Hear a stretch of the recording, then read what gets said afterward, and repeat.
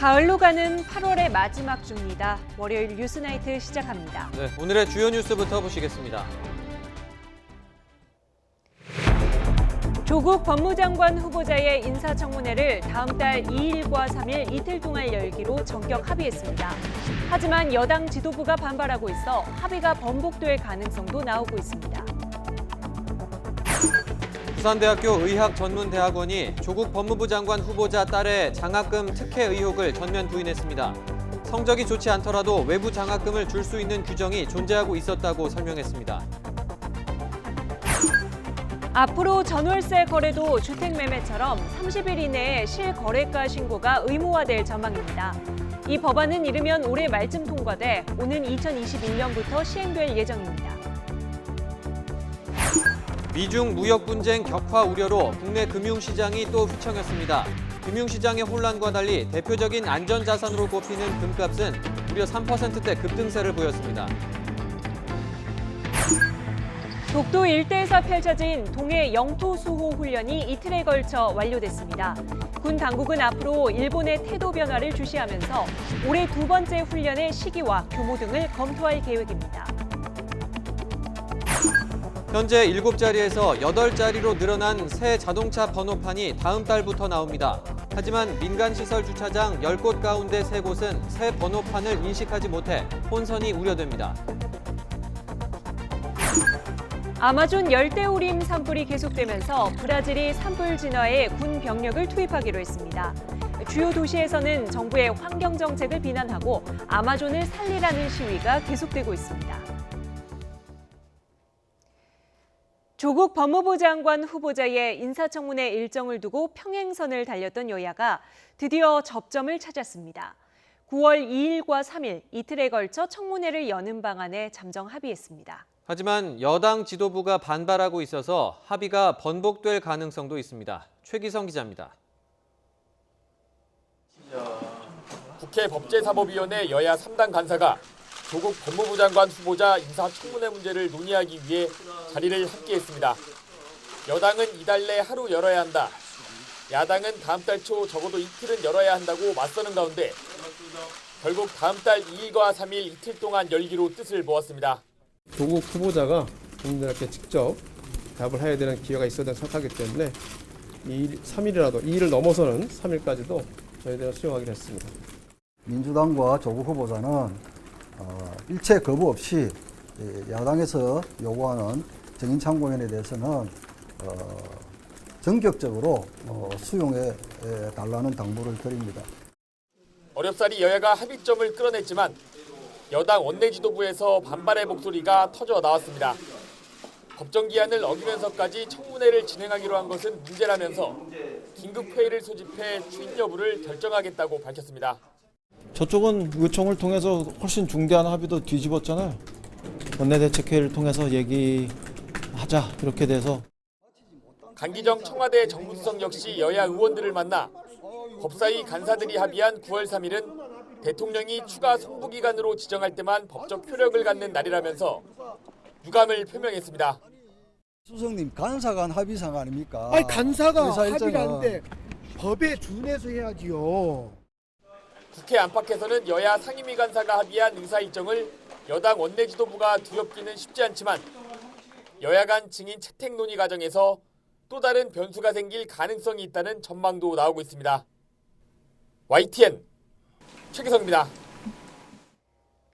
정치권은 어딜 가나 조국입니다. 오늘 국회 예산결산 심사를 위한 회의에서도 조국 후보자를 두고 여야의 공방이 이어졌습니다. 조 후보자를 둘러싼 의혹과 관련해 고소 고발전도 치열합니다. 최민기 기자의 보도입니다.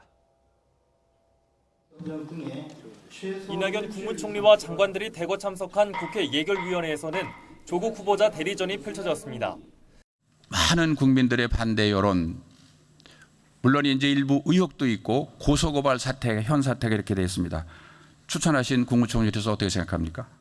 청문 과정을 통해서 국회가 공식적인 검증을 해주시기 바랍니다. 그런 결과까지 감안해서 저도 판단을 할 것입니다. 가짜 뉴스와 잘못된 정보들을 근거 없이 확산시키고자 하는 노력들이 많이 보입니다. 결산 심사를 위한 회의였지만 야당은 조 후보자 딸 관련 의혹에 화력을 집중했고 여당은 적극 방어에 나섰습니다. 대학을 가기 위해서 92년도 9월생으로 바꿨습니다. 자, 그러면 아이를 배 품은 상태에서 부모가 가가지고 그 이전에 신고했다는 이야기입니다, 이게. 그런데 사실이 아니잖아요. 합격 통지서를 보면은요, 91년 2월 24일로 이렇게 명기가 되어 있습니다. 국회 교육위원회에서 한국당은 조 후보자 딸 특혜 의혹과 웅동학원 관련 자료를 제출하라며 몰아붙였고 민주당은 한국당 나경원 원내대표 의혹으로 맞불을 놨습니다. 조국 후보자는 사학비리, 입시부정, 논문, 회계 전부 문제가 됐는데 이 문제는 의혹일 뿐이다? 청문회에서 해결하면 된다? 웅동학원에 대한 자료가 만약에 제출을 요청이 된다라고 하면 홍신학원과 관련된 이 부분도 반드시 같이 살펴서 균형 있게 자료를 제출해 주셨으면 좋겠고요. 고소 고발 난타전도 계속됐습니다. 민주당 박광원 최고위원은 일부 유튜브 채널들이 조 후보자 관련 가짜뉴스를 퍼뜨린다며 고발 등 강경 방침을 밝혔고 한국당 황교안 대표도 앞서 제기한 조 후보자에 대한 고소고발 10여 건을 거듭 강조하며 대립각을 세웠습니다. 조국 법무부 장관 후보자의 청문회를 앞두고 여야에 물러설 수 없는 기싸움이 본격화하고 있습니다. 향후 전국 주도권이 달린 만큼 여야 모두 양보 없는 총공세에 나설 것으로 보입니다. YTN 최민기입니다. 지금까지 조국 후보자와 관련해 검찰에 접수된 고소 고발은 모두 11건입니다. 오늘 박상기 법무부 장관은 국회 예산결산특별위원회에서 이렇게 밝히고 관련 사건들은 절차에 따라 처리될 것이라고 말했습니다. 검찰은 조 후보자 관련 사건을 대부분 서울중앙지검 형사 1부에 배당했습니다. 기다리던 청문회 일정 합의 소식에 조국 후보자는 국민 대표의 질책을 달게 받겠다는 입장을 냈습니다. 오늘 다시 한번 정책 구상을 밝히며 청문회 완주 의사를 분명히 했지만 각종 의혹으로 악화된 여론이 부담입니다. 권남기 기자입니다. 조국 법무부 장관 후보자는 국민 앞에 송구하다며 이틀 연속 출근길에 고개를 숙였습니다. 다시 한번 국민 여러분께 송구하다는 말씀 올립니다. 조 후보자는 이어 수사권 조정과 공수처 설치 법제화 마무리 등 국민을 위한 법무검찰이란 이름의 정책을 발표하며 자신이 이른바 검찰개혁의 적임자임을 강조했습니다. 하지만 첫 정책 발표 때와 마찬가지로 기존 정책을 재활용한 수준이란 평가가 나옵니다. 지난번 정책 발표에 이어서 이번에도 재활용한다는 지적이 있는데 이에 대해서는 어떻게 생각하십니까? 재활용, 법무행정의 연장선에서 겹친 게 있을지 모르겠습니다만 잘 보시면 예컨대 지금 재산비례 벌금제 같은 경우는 새로운 것일 것입니다. 오후에 국회가 청문회 일정을 합의하자 조 후보자는 의혹을 자세히 밝히고 기꺼이 질책을 받겠다며 청문회 통과 의지를 드러냈습니다. 하지만 정책 발표와 가족 재산 포기 선언 등에도 불구하고 조 후보자에 대한 여론은 악화하고 있습니다. 조국 장관 임명 찬반에 대한 언론사별 여론조사에선 조 후보자를 장관에 임명해선 안 된다는 의견이 찬성의 2배에 달하는 것으로 나타났습니다.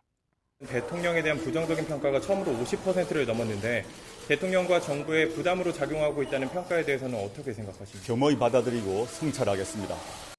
여기에 조 후보자와 가족들에 대한 고소 고발이 10건을 넘기는 등 장관에 임명돼도 상당한 부담이 될 것이란 전망이 나옵니다. YTN 권남기입니다. 조국 후보자 딸의 장학금 논란에 대해 부산대 의학전문대학원이 내부 조사를 마치고 공식 해명을 냈습니다. 절차상 문제가 없었고 특혜도 없었다는 겁니다. 조 후보자 딸에게 장학금을 주기 위해 규정을 바꿨다는 의혹도 사실과 다르다고 설명했습니다. 차상은 기자입니다. 조국 법무부 장관 후보자의 딸 조모 씨는 지난 2015년 부산대 의학전문대학원에 입학했습니다. 조 씨가 유급에도 불구하고 지도교수였던 노환중 부산의료원장으로부터 6차례에 걸쳐 외부 장학금 1,200만 원을 받은 것으로 나타나 특혜 논란이 불거졌습니다. 부산대 의전원은 기자 간담회를 열고 내부 조사 결과 절차상 문제가 없었다는 공식 입장을 냈습니다. 성적이 좋지 않은 조 씨를 위해 외부 장학금의 성적 예외 규정을 만들었다는 의혹이 일자 사실이 아니라며 정면으로 반박했습니다. 우리는 이미 2013년 4월에 의학전문대학원 장학생 선발 지침 조항이 이미 신설돼서 시행되고 있었습니다. 의전원 측이 공개한 2013년 회의록입니다. 직전 학기 학점이 2.5 미만이면 장학금을 받을 수 없지만 외부 장학금은 예외로 할 수 있다는 문구가 들어가 있습니다. 그러면서 2013년 2학기와 2014년 2학기에도 학점 평균이 2.5 이하인 다른 학생에게도 외부 장학금을 준 사례가 있다고 의전원 측은 밝혔습니다. 2015년 7월에 규정이 바뀐 것으로 보이는 자료가 국회의원실에 제출된 건 2013년 자료를 찾지 못한 상태에서 벌어진 일이라며 혼선을 빚은 점을 사과했습니다. 앞서 조 씨에게 장학금을 지급한 노환중 부산의료원장은 학업 포기를 막겠다는 생각만 한 자신의 우매함을 성찰한다며 세간의 비판을 받아들인다는 입장을 냈습니다. 의혹 제기와 해명이 잇따르는 가운데 부산대 학생들은 진상규명을 촉구하는 촛불 집회를 준비하고 있습니다. YTN 최상훈입니다. 서울대학교 총학생회가 조국 법무부 장관 후보자에게 제기된 의혹들을 비판하며 후보직 사퇴를 요구했습니다. 서울대 총학생회는 입장문을 통해 조 후보자가 딸의 장학금 부정수혜와 부정입학 의혹 등에 대해 법적 문제가 없다는 후한무치의 태도로 일관하고 있다면서 이같이 주장했습니다. 독도 일대에서 이틀 동안 펼쳐진 동해 영토수호 훈련이 끝났습니다. 매년 2차례 진행해오던 훈련이었던 만큼 우리 군은 조만간 올해 2번째 훈련의 시기와 규모 등을 결정할 방침입니다. 강정규 기자입니다. 둘째 날 훈련은 첫째 날과 달리 해군이 아닌 해양경찰 주도로 진행됐습니다. 우리 영해에 접근하는 다른 나라 어선 또는 민간 선박, 관공선 등을 납포하거나 몰아내는 연습을 한 겁니다. 해경의 1,500톤급 대형 경비함을 비롯한 함정 4척과 초계기 1대, 헬기 2대가 훈련 시나리오에 따라 작전을 폈고 해경 특공대도 투입됐습니다. 해군 전력은 독도 먼바다에서 긴급 상황에 대비하는 형태로 훈련을 지원한 것으로 전해졌습니다. 이틀 동안 진행된 올해 훈련에선 육해공 합동의 입체 작전이 펼쳐졌습니다. 처음으로 이지스 구축함과 육군 특전사까지 동원됐고 규모는 예년의 2배로 확대됐습니다. 한일 군사정보보호협정, 지소미아 종료 결정에 이어 미뤄뒀던 훈련을 재개하면서 일본에 경고 신호를 보낸 것으로 풀이됩니다. 이번에 훈련 명칭을 아예 바꿈으로써 일본의 독도 분쟁화 전략에 절대로 휘말려들지 않겠다. 군 당국은 앞으로 일본의 태도 변화를 주시하면서 올해 2번째 훈련의 시기와 규모 등을 검토할 계획입니다. YTN 강정규입니다. 문재인 대통령이 국내 소재, 부품 산업에 투자하는 펀드 상품에 가입했습니다. 일본의 경제 보복에 대응해 기술 국산화에 노력하는 국내 기업을 응원하기 위한 겁니다. 신호 기자가 보도합니다. 문재인 대통령이 은행 창구를 방문해 생애 처음으로 펀드 상품에 가입했습니다. 직원의 상품 설명을 상세히 듣고 가입한 금액은 5천만 원입니다. 주식이나 주식형 펀드도 해봤다. 없었습니다. 아, 없으세요? 예. 아, 그러시군요. 그러시면은 주식도 한 번도 안 해봤어요. 아, 주식도. 문 대통령이 가입한 주식형 펀드는 소재, 부품, 장비 관련 경쟁력을 갖춘 국내 기업에 투자하는 상품입니다. 문 대통령은 일본 무역 보복 조치의 부당성을 다시 언급하고 소재나 부품 산업에 대한 지원이 우리 제조업 전체의 경쟁력을 높이는 길이라고 강조했습니다. 일본의 무역 보복에 대한 어떤 대응 조치로서뿐만 아니라 우리 제조업의 경쟁력을 높이는 데에도 매우 필요한 일입니다. 문 대통령은 국민적 참여를 통해 우리 기업에 투자하는 제2, 제3의 펀드가 나오기를 기대한다고도 밝혔습니다. 얻어지는 운용 보수의 또 절반은 또 소재 부품 장비 이 산업에 대한 어떤 연구 기관 등에 또 지원하는 것으로 그렇기 때문에 아주 정말 착한 펀드.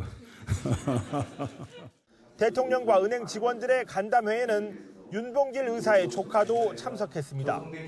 필승 코리아 펀드랑 윤봉길 의사님하고 무슨 이렇게 연결고리가 있나 이렇게 생각해 보면 애국이라는 단어로 이렇게 연결되는 것 같습니다. 더불어민주당과 정부도 일본의 경제 보복에 대응하기 위한 소재, 부품, 장비 산업 지원 예산을 2조 원 이상 반영하기로 했습니다.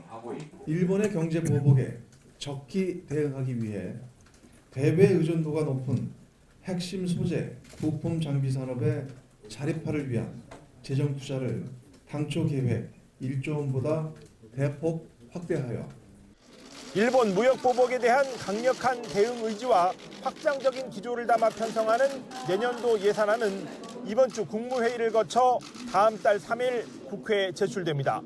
YTN 신호입니다. 정부의 극일 의지만으로는 짧은 시간 안에 대체하기 어려운 품목들이 있습니다. 이런 품목이 전체 일본 수입액의 8%를 차지하는 것으로 나타났습니다. 산업연구원 이준 소재산업실장은 무역 통계를 활용해 분석한 결과 반도체와 디스플레이 소재 장비, 일반 기계, 2차 전지 등이 일본의 수출 규제 위험 품목에 들어간다고 밝혔습니다. 이어 이들 품목의 지난해 일본 수입액은 43억 달러로 일본 총 수입액의 8%를 차지하는데 공급에 차질이 생기면 IT 부품과 공작 기계, 로봇 산업에 악영향을 미칠 수 있다고 내다봤습니다. 주요 7개국 G7 정상들이 모인 자리에서 트럼프 대통령이 문재인 대통령을 비판했다는 일본 언론의 보도가 나왔습니다. 보수, 우익 성향의 신문사 2곳에서만 다룬 내용인데 과연 어디까지가 사실일까요? 도쿄에서 황보연 특파원이 보도합니다. 한국의 태도가 심하다, 현명하지 않다. 김정은 북한 국무위원장이 한국을 깔보고 있다. 여러 일본 정부 관계자를 인용한 산케이 신문 일면 머릿기사 내용입니다. 현지 시간 24일 프랑스 G7 정상회의 첫날 저녁 토의 자리에서 트럼프 미국 대통령이 이렇게 말했다는 겁니다. 트럼프 대통령이 아베 일본 총리를 보면서 이렇게 한국을 비판하자 아베 총리는 아무 말도 하지 않고 얼굴에 엷은 미소를 지었다는 설명도 덧붙였습니다. 요미우리 신문은 같은 날 G7 정상들이 참석한 만찬에서 트럼프 대통령이 문 대통령은 믿을 수 없는 사람이라고 말했다고 보도했습니다. 그런데 일본의 보수 우익 성향 신문 2곳만 이런 기사를 실었을 뿐 다른 언론 보도에는 관련 내용이 전혀 없습니다. 매일같이 하는 일본 정부의 정례 브리핑에서도 이에 대한 언급은 없고 다만 미일 양국이 협력을 잘하고 있다는 말만 되풀이했습니다. 両首脳間で、日米同盟の絆を再確認をし、意見交換を行うことができたということは極めて有意義なことであった。 아베 내각의 한국 때리기를 적극 지원하고 나선 두 신문만의 보도를 고지고대로 믿기는 어렵다는 시각이 많습니다. 특히 산케이 신문의 경우 지난달 한국에 대한 반도체 소재 수출 규제 발표 당시 관련 소재가 북한으로 밀반출됐을 가능성을 대대적으로 보도했지만 일본 정부가 이를 오버라고 밝힌 적도 있습니다. 전문가들은 다만 전혀 없는 사실을 보도했을 가능성은 크지 않다고 말합니다. 산케이 신문이나 요미우리 신문이 한국에 대해서 좀 비판적인 그런 보도 자세를 갖고 있긴 하지만은 그렇다고 해서 가짜 뉴스를 만들어낼 정도의 옳지 않은 저널리즘을 하는 언론사는 아니라고 생각합니다. 이 때문에 일각에서는 트럼프 대통령이 당시 한국과 관련해 뭔가 말했을 수 있는데 일본 측이 이를 자국에 유리하게 해석해 우호적인 특정 언론사에만 전달했을 가능성이 있다는 관측도 나오고 있습니다. 이와 관련해 우리 정부는 보도 내용을 일일이 언급하지는 않겠다면서도 트럼프 대통령이 공개적으로 문 대통령은 매우 좋은 친구라고 언급하는 등 지속적인 신뢰감을 표명하고 있다고 강조했습니다. 도쿄에서 YTN 황보연입니다. 이번 G7 정상회의를 계기로 만난 트럼프 대통령과 아베 총리가 일본 농업시장의 추가 개방을 골자로 하는 무역협정에 합의했습니다. 그런데 퍼주기라는 논란이 일 정도로 미국에 유리한 내용이라서 그 배경을 두고 이런저런 해석이 나오고 있습니다. 황보선 기자의 보도입니다. 주요 7개국 G7 정상회의차 프랑스에 온 도널드 트럼프 미국 대통령과 아베 신조 일본 총리가 따로 만나 양국 간 무역협정의 원칙적 합의를 이뤘습니다. 일본의 미국 농산물 수입 규모를 현재 140억 달러 규모에서 210억 달러 규모로 크게 확대한다는 게 주요 내용입니다. 일본은 이를 위해서 미국산 쇠고기의 관세율을 38.5%에서 9%로 대폭 낮추는 등 관세 장벽을 허물 방침입니다. 반면 미국이 수입하는 일본산 승용차에 대한 관세 인하는 이번 합의 내용에 포함되지 않았습니다. 아베 총리는 무역 협상과 별개로 과잉 생산된 미국산 옥수수 250만 톤을 추가로 수입하겠다고 밝혔습니다. Because China did not do what they said they were going to do, and Prime Minister Abe, on behalf of Japan, they're going to be buying all of that corn. 일본 공영방송 NHK는 이를 두고 중국이 수입하지 않은 미국의 옥수수 일본이 삽니다라며 꼬집었습니다. 일본 정부는 지나친 양보가 아니라고 해명했습니다. 極めて有益なことじゃないでしょうか。そういう中で米軍は荷を引けられたという指摘は全く当たらないと思います。 도쿄신문은 아베 총리의 과도한 퍼주기가 한일 대립이 격화한 상황에서 긴밀한 미일 관계를 연출하려는 의도가 보인다고 지적했습니다. 트럼프 대통령이 무역협정 타결 시점을 일본의 7월 참의원 선거 이후로 늦춰준 것에 대해서 아베 총리가 빚을 갚으면서 트럼프 대통령의 재선을 돕기 위한 것이라는 분석도 나왔습니다. YTN 황보선입니다. 트럼프 대통령이 중국이 무역 협상에 복귀하겠다는 뜻을 전해왔다고 밝혔습니다. 곧 미중 협상이 시작되고 이번엔 합의에 이를 거라는 전망을 내놨는데요. 불과 이틀 전엔 적이라고 불렀던 시진핑 중국 국가주석을 위대한 지도자라며 다시 추켜 세우기도 했습니다. 김태현 기자의 보도입니다. 프랑스 비아리츠 G7 정상회의에 참석 중인 트럼프 대통령이 LCC 이집트 대통령과 양자회담 도중 입을 열었습니다. 그는 중국 관리들이 전날 밤 미국 측에 먼저 전화를 걸어와 협상 테이블로 돌아가고 싶다고 말했다고 전했습니다. 트럼프 대통령은 미중 간 통화가 2차례 이루어졌다면서 매우 좋은 통화였고 매우 생산적이었다고 강조했습니다.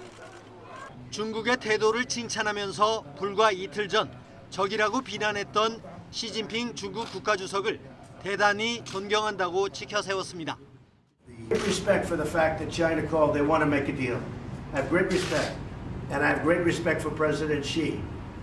And I think we're going to have a deal because now we're dealing on proper terms. They understand and we understand. 중국이 위대한 이유는 삶이 어떻게 작동하는지를 알기 때문이라고도 말했습니다.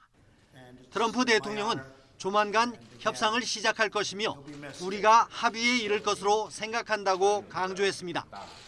또 중국이 정말로 합의에 이르길 원하는 것은 처음 본다면서 매우 긍정적이라고 평가했습니다. 시진핑 주석과 직접 통화했느냐는 질문에는 즉답을 피했습니다.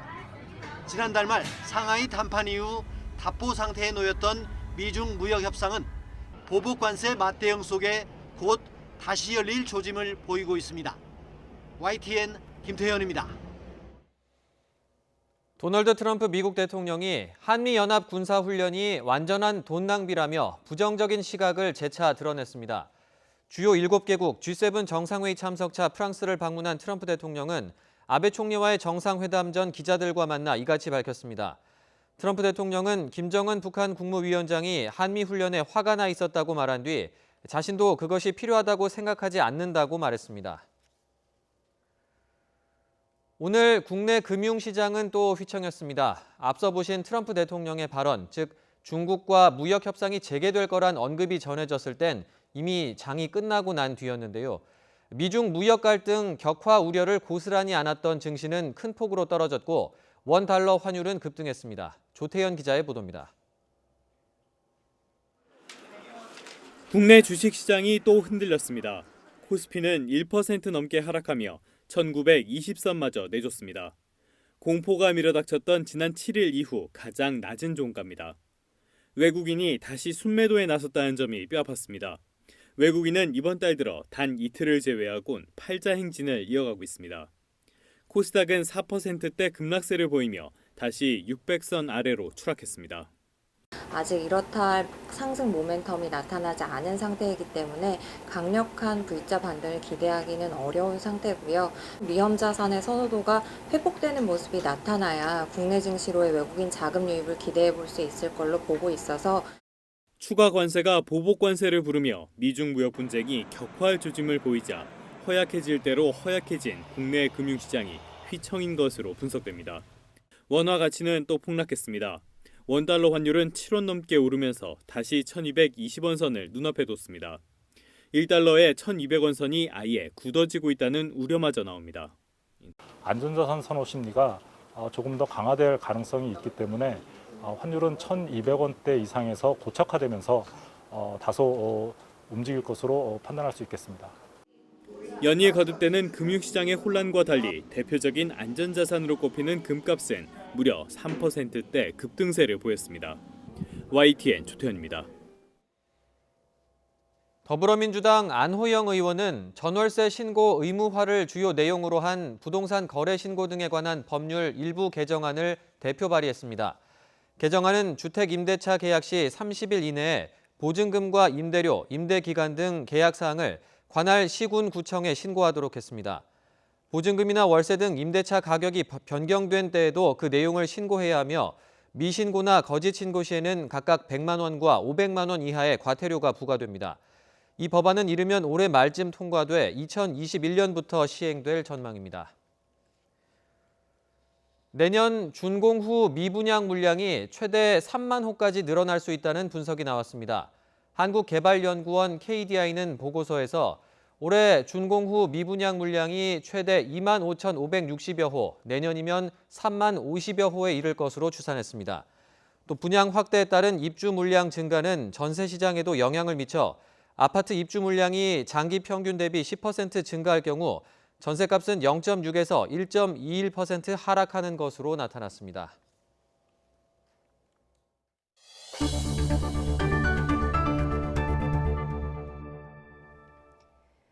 대기업들의 하반기 대졸 신입사원 공채가 곧 시작됩니다. 올해는 대기업 3곳 가운데 한 곳은 대졸 신입사원 공채를 하지 않는 것으로 조사됐습니다. 홍선기 기자가 보도합니다. 2학기 개강을 앞둔 요즘 대학 캠퍼스는 하반기 대졸 공채 시험을 준비하는 취업준비생들의 열기가 뜨겁습니다. 인적성도 아마 요즘에 많이 통과하기 힘들어졌다 해가지고 미리 준비한 친구들은 한 달 전부터, 한두 달 전부터 이제 인적성 준비도 하고 있고 이제 슬슬 이제 자소서 시즌이니까 이제 공고가 올라오나 안 올라오나 이렇게 다들 이렇게 채용 사이트에서 이렇게 보고 있는 것 같아요. 그런데 이런 취업 준비생들의 기대와 달리 올해 하반기 대기업 대졸 신입사원 채용 전망은 그다지 밝지 않습니다. 한 취업 포털이 조사한 결과 대기업 3곳 가운데 한 곳은 하반기에 대졸 신입 공채를 하지 않는다고 답했습니다. 대졸 신입 공채 계획이 있다고 한 곳은 절반에도 미치지 못했습니다. 지난해 같은 조사 당시 채용 계획이 있다는 응답이 66.5%였던 것에 비하면 3분의 2 수준입니다. 채용 규모 자체가 줄었다기보다는 수시 채용으로 전환한 영향이 크다는 분석입니다. 대규모로 인원을 뽑던 방식이 공채인데 이 공채를 줄이거나 없앤다면 자연스레 그거는 채용 규모 감소로 이어지기 때문에 이 영향이 하반기부터 어느 정도 받지 않았을까라고 저희가 좀 생각을 해보고 있습니다. 하반기 대졸 신입 공채는 대부분 다음 달에 집중적으로 진행될 것으로 보입니다.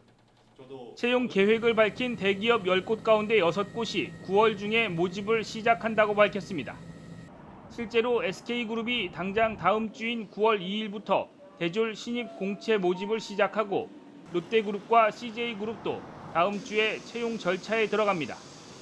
삼성은 예년처럼 계열사별로 진행하는데 역시 다음 달에 전형을 시작할 것으로 알려졌습니다. YTN 홍성기입니다. 삼성전자 이재용 부회장이 삼성디스플레이 충남 아산 사업장을 방문해 경영진 회의를 주재하고 생산 라인을 둘러봤습니다. 이 부회장은 회의에서 위기와 기회는 끊임없이 반복된다며 지금 LCD 산업이 어렵다고 해서 대형 디스플레이 사업을 포기해서는 안 된다고 말했습니다. 또 신기술 개발에 박차를 가해 다가올 새로운 미래를 선도해야 한다고 말했습니다. 이재용 삼성전자 부회장이 바쁜 행보를 보이는 동안 한편에서는 오는 29일 대법원 선고를 앞두고 이 부회장의 구속을 요구하는 목소리가 나왔습니다. 민주노총과 민중공동행동 등 시민단체들은 이 부회장이 불법 경영승계를 위해 국민연금을 동원하고 분식회계를 저지른 국정농단 공범이라며 다시 구속할 것을 촉구했습니다. 이어 이번 전원합의체 결정으로 이재용 봐주기를 위해 자행된 부당한 판결을 바로잡지 않으면 촛불 민심에 대한 역행이자 삼성공화국임을 증명하는 명백한 사례가 될 것이라고 주장했습니다. 목포 부동산 투기 의혹으로 기소된 무소속 손혜원 의원의 첫 재판이 오늘 열렸습니다. 손 의원과 검찰은 목포시의 사업 계획이 보완 자료였는지 여부를 놓고 치열한 공방을 예고했습니다. 나혜인 기자가 보도합니다. 손혜원 의원이 첫 재판을 받기 위해 법원에 나왔습니다. 투기 의혹이 제기된 지 7개월 만입니다. 대한민국 사법부가 진실을 명명백백 밝혀주실 걸로 믿고 들어갑니다. 고맙습니다. 손 의원은 지난 2017년 목포 도시재생 사업 계획을 미리 받아낸 뒤 구역 내 부동산 14억 원어치를 차명으로 매입하거나 지인에게 구매를 권유한 혐의를 받습니다. 첫 재판의 쟁점은 건네받은 목포시의 사업 계획이 보완 자료인지 여부였습니다. 손 의원 측은 사업 계획이 언론 등을 통해 미리 공개됐기 때문에 보완 자료에 해당하지 않는다고 주장했습니다. 하지만 검찰은 해당 사업이 올해 4월 확정된 만큼 그 전까지 비밀성이 유지된다고 맞섰습니다. 손 의원은 조카 명의로 건물을 사 부동산 실명법을 어겼다는 혐의도 인정하지 않았습니다. 자녀가 없는 탓에 오래전부터 조카들을 지원해왔고 금액도 개인 이익을 취할 정도는 아니었다는 겁니다. 하지만 검찰은 손 의원이 해당 부동산을 직접 물색하고 모든 자금을 댄 점을 들어 차명재산이라고 봤습니다. 양측은 첫 재판부터 증인과 증거 채택 문제 등으로 신경전을 벌여 앞으로 치열한 법정 공방을 예고했습니다. 다음 재판은 2달 뒤인 오는 10월 21일에 열립니다. YTN 나혜인입니다. 4조 5천억 원대 삼성 바이오로직스 분식회계 의혹과 관련해 증거인멸을 지시한 혐의로 재판에 넘겨진 삼성 임원 측이 객관적인 사실을 대체로 인정한다고 밝혔습니다. 서울중앙지방법원에서 열린 삼성전자 재경팀 소속 이모 부사장, 김모 사업지원 TF 부사장 등 8명에 대한 공판준비기일에서 김 부사장 측 변호인은 자료 삭제가 이뤄진 행위 등 객관적 사실은 대체로 인정하는 입장이라고 밝혔습니다. 다만 증거인멸 사건의 전제가 된 타인의 형사사건, 이른바 분식회계 사건이 법원에서 무죄로 판단될 경우 증거인멸이나 교사 혐의가 법적으로 성립할 수 없다고 주장했습니다. 노태우 전 대통령의 장남이 광주 5.18 묘지를 참배하고 사죄한 사실이 뒤늦게 알려졌습니다. 노 전 대통령의 장남 재헌 씨는 지난 23일 광주 국립 5.18 민주묘지를 찾아 5월 영령 앞에 헌화, 분향하고 희생자들의 명복을 빌었습니다. 재헌 씨는 방명록에 진심으로 희생자와 유족께 사죄드리며 광주 5.18 민주화운동 정신을 가슴 깊이 새기겠습니다. 라고 적었습니다. 재헌 씨의 5.18 묘지 참배는 아버지 노태우 전 대통령의 뜻에 따른 것으로 알려졌습니다. 이달 말 종료를 앞둔 국회 정치개혁특별위원회가 패스트트랙에 올려진 선거법 개정안을 소위원회에서 전체 회의로 넘겼습니다.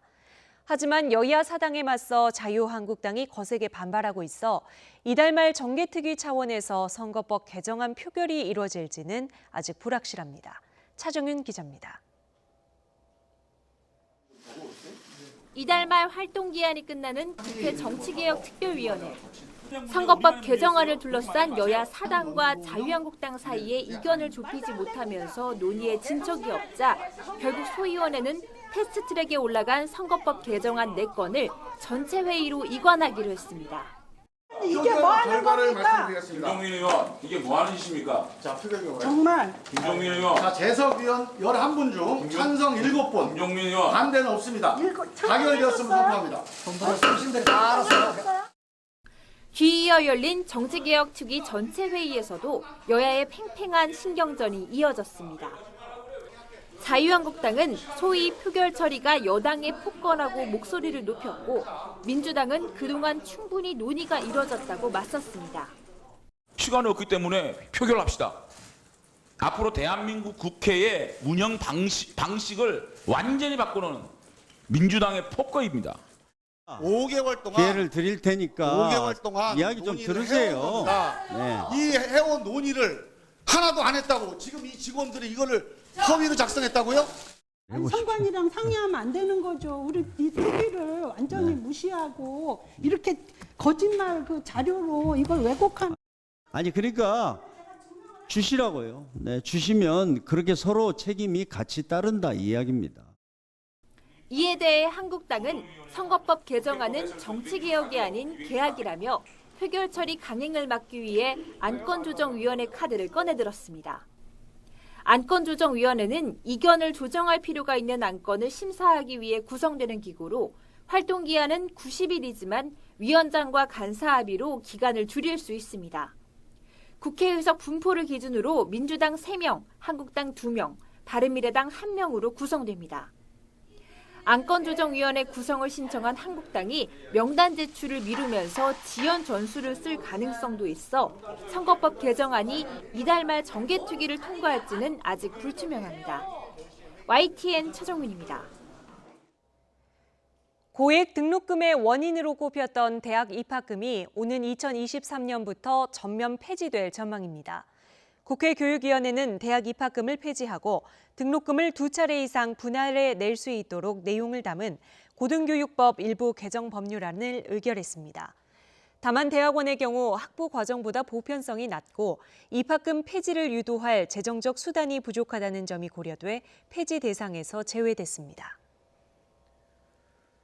현재 사용되고 있는 자동차 번호판은 숫자와 글자를 포함해 총 7자리인데요. 다음 달부터 발급되는 번호판은 모두 8자리로 늘어나게 됩니다. 현행 체계로는 자동차 수를 다 감당할 수가 없어서 바뀌는 건데요.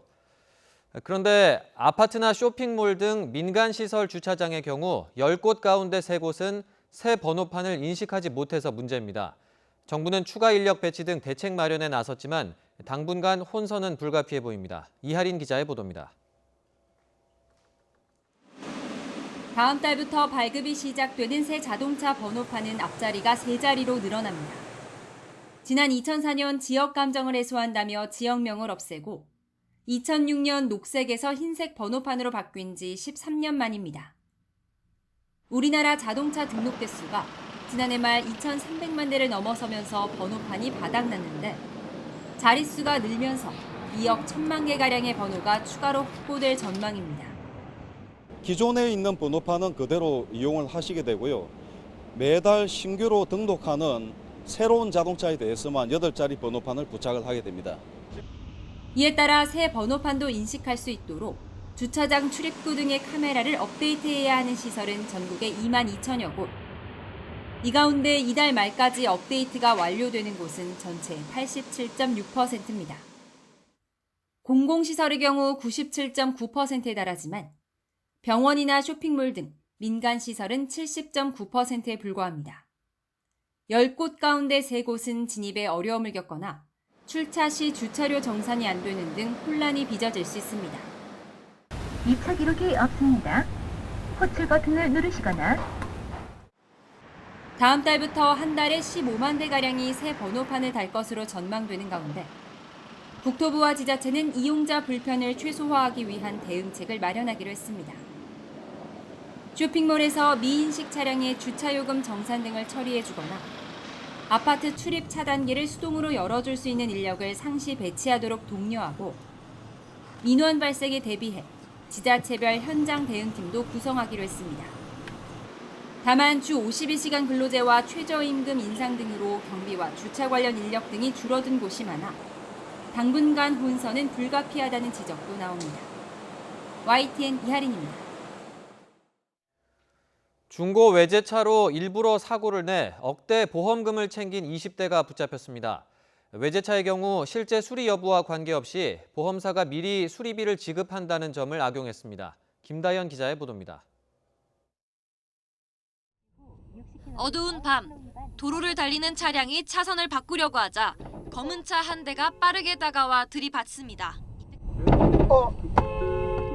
이번엔 커브 구간을 지나는 차량에 바짝 따라 붙더니 그대로 부딪힙니다. 중고 외제 승용차를 몰던 26살 A씨가 일부러 사고를 내는 장면입니다. 주로 시야 확보가 어려운 심야 시간대나 커브 구간을 노렸습니다. 이런 식으로 A씨는 지난 2016년 6월부터 2년 반 동안 중고 외제차들을 이용해 모두 24차례에 걸쳐 고의로 교통사고를 냈습니다. 챙긴 보험금은 1억 4천여만 원에 달하는데 모두 현금으로 받았습니다. 보험사의 미수선 수리비 제도를 악용한 겁니다. 고급 외제차는 수리비가 비싸고 부품을 구하기 어려워 보험사의 부담입니다. 그래서 수리비를 사후 청구받는 보통의 방식과 달리 계좌 이체 등을 통해 예상 수리비를 현금으로 미리 지급하는 미수선 수리비 제도를 선호하는데 A씨는 이렇게 받은 돈을 차량을 수리하는 데 쓰지 않고 부당이득을 챙겼습니다. 그걸 한 달에 한두 번씩 300에서 600씩 받았다니까요. 대략 70-80% 정도의 비율을 당사자들한테 주거든요. 그거보다 차라리 보험회사 입장에서도 저렴하니까요. 경찰은 A씨를 보험 사기 방지 특별법 위반 혐의 등으로 구속해 검찰에 넘길 방침입니다. YTN 김다연입니다. 대한축구협회가 횡령과 성폭행 의혹으로 직무정지 처분을 받은 정종선 한국고등학교 축구연맹 회장을 축구계에서 퇴출했습니다. 축구협회는 서울 종로구 축구회관에서 스포츠공정위원회를 열고 정 회장에게 징계 최고 수위인 제명을 결정했다고 밝혔습니다. 공정위는 정 회장이 관련 의혹을 부인했지만 피해자 면담 등을 통해 정 회장에게 징계를 내리는 데 충분한 근거가 있다고 판단했다고 설명했습니다. 제주에서 항생제 주사를 맞은 3살 남자아이가 숨져 경찰이 수사에 나섰습니다. 지난 23일 오전 제주시의 한 종합병원에서 3살 A군이 얼굴 부위가 부어 주사를 맞은 뒤 이상 증세를 보여 응급치료를 받았지만 숨졌습니다.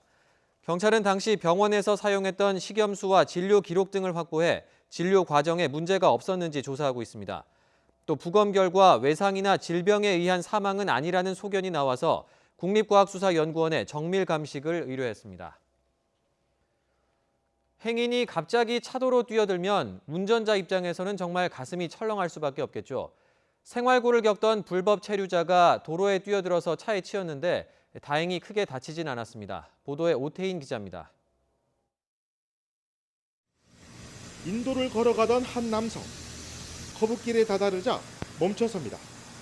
주변을 잠시 살피는가 싶더니 갑자기 마주오던 차에 몸을 던집니다. 그리고는 곧바로 몸을 일으켜 옆 차선을 달리던 차 앞에 또 뛰어듭니다. 깜짝 놀란 운전자, 가까스로 차를 멈췄습니다.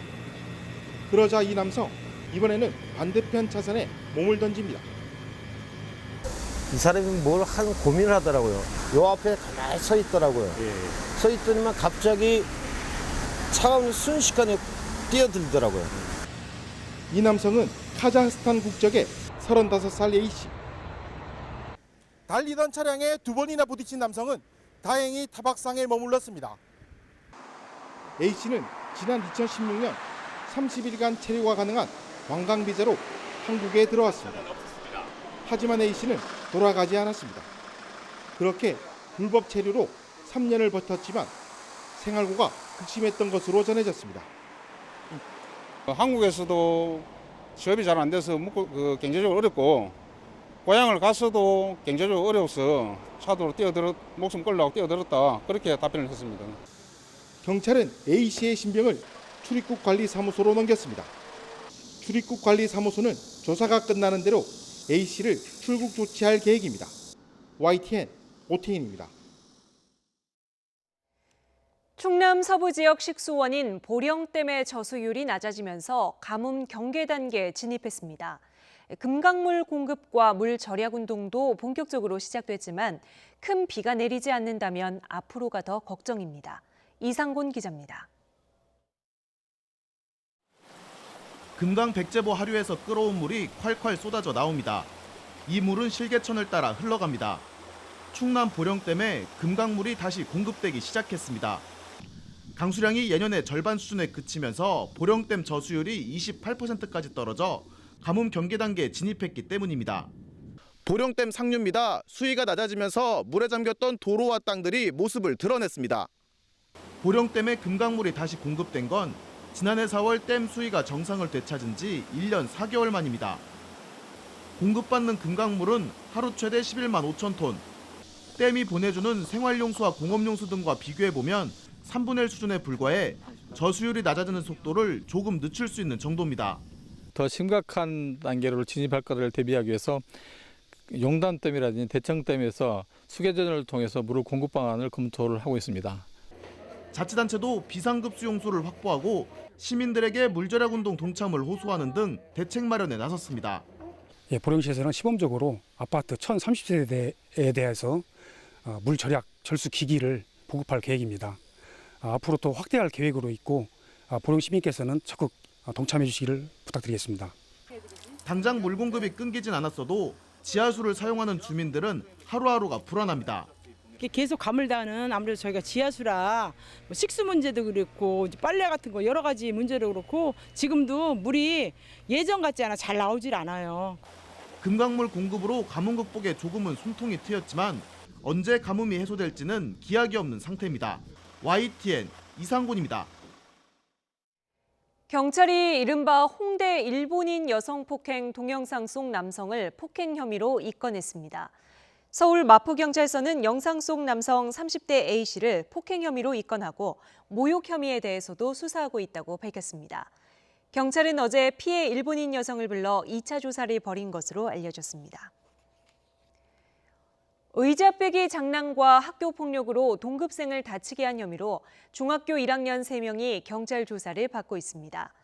인천 중부경찰서는 자신의 아이가 같은 학교 학생들의 의자 빼기 장난으로 다쳐 뇌진탕 등 상해를 입었다는 학부모 신고가 들어와 수사에 나섰다고 밝혔습니다. 피해 학생과 가해자로 지목된 학생 3명 등을 불러 1차 조사를 마친 경찰은 학생들의 진술이 엇갈리고 있어 추가 조사를 진행하고 있습니다. 송환법 반대에서 촉발된 홍콩 시민들의 시위가 사생활 보호나 행정장관 직선제 등 민주화 요구로 확산하고 있습니다. 사태가 격화되자 중국은 과거 덩샤오핑의 생전 발언까지 꺼내며 무력 개입의 위협 수위를 높이고 있습니다. 베이징에서 강성웅 특파원이 보도합니다. 스마트 램프라 불리는 가로등을 시위대가 쇠톱으로 자르고 있습니다. 안면 인식 카메라를 달아 시민들의 사생활을 감시한다는 의심을 받던 것입니다. 주말 동안 5개 이상의 스마트 램프가 이렇게 잘려나갔습니다. 쓰러뜨린 가로등에는 독재에 저항하는 것은 범죄가 아니다라고 써붙였습니다.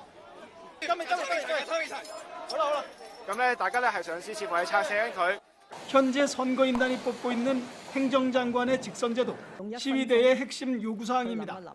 행정장관 완전 직선제는 5년 전 우산혁명 때도 제기됐지만 성사되지 못했습니다.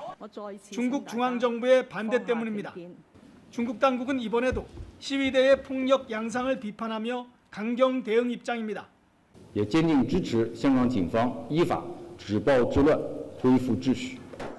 주말 시위에서 실탄 경고 사격까지 한 홍콩 경찰은 시위 참가자 36명을 체포했다고 밝혔습니다. 중국 관영 매체들은 무력 개입의 위협 수위를 한층 높였습니다.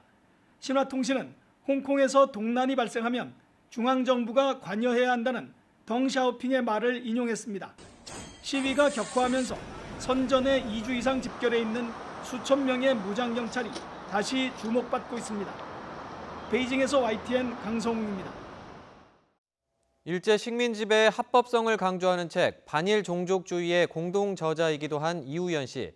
지난달 유엔 인권이사회에 직접 나가서 강제 동원은 없었다는 발표를 해 논란이 일었는데요.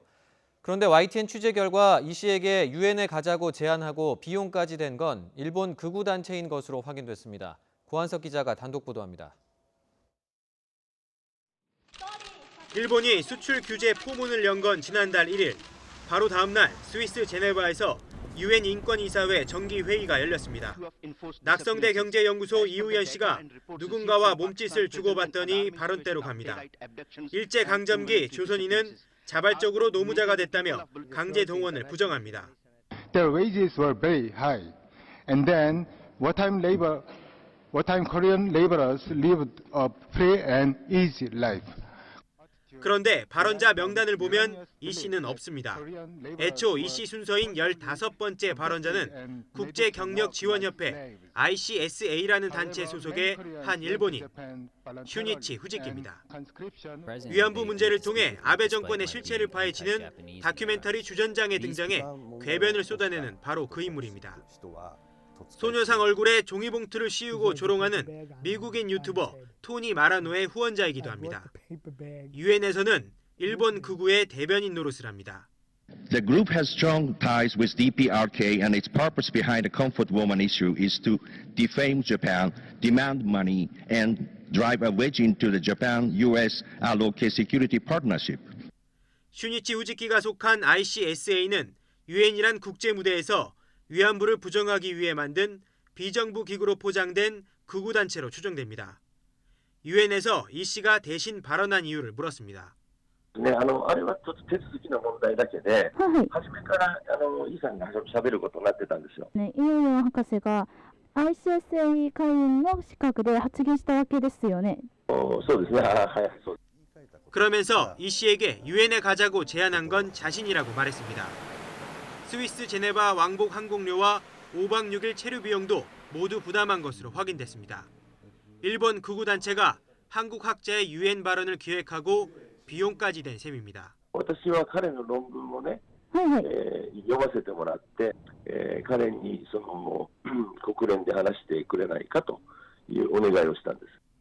이 씨는 이영훈 전 서울대 교수와 함께 일제 식민지 지배의 합법성을 강조하는 반일 종족주의라는 책의 저자. 역사의 진실을 전 세계에 알릴 기회라고 판단해 유엔에 가자는 제안에 응했다며 일본 극우 단체의 금전적 지원을 받은 것도 떳떳하다고 밝혔습니다. 저는 극우단체건 국제단체건 역사적인 사실, 제가 알고 있는 역사적인 사실을 공유하고 그것을 알리는 사람이라고 한다면 앞으로도 계속 그와 같은 활동이라도 계속할 것입니다. 그러나 그의 발언은 산케이 신문 등 일본 보수 언론을 통해 확대 재생산됐고 학문의 영역을 넘어 한국을 겨누는 일본 극우 세력의 칼이 되고 있습니다. YTN 권한석입니다. 일제강점기 징용과 위안부 강제성을 부정하는 주장으로 논란이 확산한 책 반일 종족주의를 비판하는 서평이 이어지고 있습니다. 인권법 연구자인 박찬훈 한양대 법학전문대학원 교수는 21일과 23일 페이스북에 두 차례 반일 종족주의 서평을 올려 저자들의 견해를 조목조목 비판했습니다. 박 교수는 이영훈 이승만 학당 교장의 주장과 달리 일본군 위안부와 당시 허용된 공창제는 본질적으로 다르다며 일본군의 위안소 운영 방법은 폭력적이었고 위안부 개인의 인권은 철저히 무시됐다고 주장했습니다. 이한상 고려대 경영학과 교수도 평화를 바라는 합리적인 양국 시민들의 소리는 묻히고 이런 책들이 희생자 의식 민족주의와 식민지 근대화론이라는 두 극단적 관점의 충돌을 견인하며 커다란 소음을 유도한다고 비판했습니다. 이른바 인보사 사태 중심에 선 코오롱 티슈진이 상장 폐지 위기에 처했습니다. 한국거래소 코스닥 시장본부는 기업심사위원회 심의를 진행한 결과 코오롱 티슈진의 상장 폐지를 결정했다고 밝혔습니다. 거래소는 앞으로 한 차례 더 시장위원회를 열어서 상장 폐지 여부를 심의하며 다시 같은 결론을 내더라도 회사가 이에 불복해 이의를 신청하면 추가 심의를 벌이게 됩니다. 코오롱 티슈진의 시가총액은 지난 3월 말 2조 1천억 원에서 인보사 사태로 주식 거래가 정지된 5월 말에는 4,900억 원으로 급감했으며 소액 주주는 5만 9천여 명입니다. 아마존 열대우림 화재 진화를 위해 브라질이 뒤늦게 대규모 군 병력을 투입하기로 했습니다. 프랑스에 모인 주요 7개국 정상들도 아마존 화재 진화를 돕기로 의견을 모았습니다. 기정훈 기자의 보도입니다. 타들어가는 지구의 허파, 아마존 열대우림의 산불을 잡기 위해 브라질 정부가 군 투입을 결정했습니다. 파라와 아마조나스 등 도움을 요청한 7개 주에 4만 4천여 명의 군 병력이 동원됩니다. 산불 진화를 위해 3,850만 헤아, 약 115억 원의 긴급 예산도 편성했습니다. 혼도니아주에선 군용기가 투입돼 물을 뿌리기 시작했습니다. 로이터 통신은 산불에 손 놓고 있다는 국내외 비난이 이어지자 뒤늦게 군을 투입한 것이라고 지적했습니다. 실제 아마존을 살리라는 시위는 사흘째 브라질 전역을 달궜습니다. 시위대는 보우소나로 대통령 취임 후 아마존 개발 정책 때문에 산불이 크게 늘었다며 정부의 환경 정책을 비판했습니다. A posição oficial do governo brasileiro em relação ao meio ambiente é inaceitável. 일부는 로마 대화제로 악명 높았던 네로 황제에 빗대어 대통령 이름을 보우소 네로라고 부르며 브라질의 미래를 태운다고 질책했습니다. 국제사회도 움직이기 시작했습니다. 프랑스에서 열린 G7 정상회의는 아마존 산불을 주요 의제로 다루고 지원 방안을 논의했습니다. Il y a une vraie convergence pour dire on se met tous d'accord pour aider au plus vite possible les pays qui sont frappés par ces feux. 앙겔라 메르켈 독일 총리도 아마존 열대우림은 전 지구적인 문제라며 공동 해결책을 모색해야 한다고 말했습니다. 프란치스코 교황도 일요일 바티칸 성 베드로 광장에 모인 신자들 앞에서 아마존 산불에 대해 걱정하고 있다며 조속히 진화될 수 있도록 기도하자고 당부했습니다. 지구상 생물종의 3분의 1이 살고 있다는 아마존 열대우림. 일부에선 아마존 생태계 훼손율이 이미 15%를 넘었다는 분석까지 나오고 있어 아마존 산불 진화는 가장 시급한 국제 문제로 부상하고 있습니다. YTN 기정훈입니다.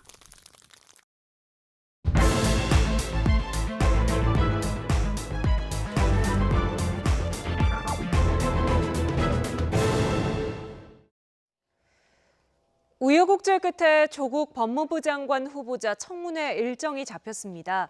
합의대로라면 다음 주 월요일과 화요일 이틀간 열리게 됐는데요.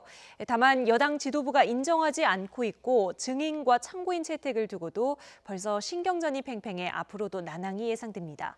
나이트 포커스 이종근 시사평론가, 강희용 한양대 특임교수 나오셨습니다. 안녕하세요. 안녕하세요. 네, 주제어 영상 먼저 보시겠습니다.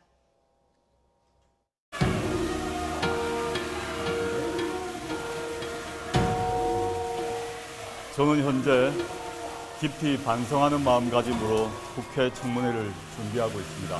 많이 고통스럽습니다. 저희 안이함과 불철저함으로 인하여 국민들의 마음에 상처를 준 대가라고 생각합니다. 권력기관 개혁에는 목소리를 높였지만 그에 따른 교육 혜택 등 우리 사회가 해결해야 할 다른 중요 문제는 간과했습니다. 다시 한번 국민 여러분께 송구하다는 말씀 드립니다.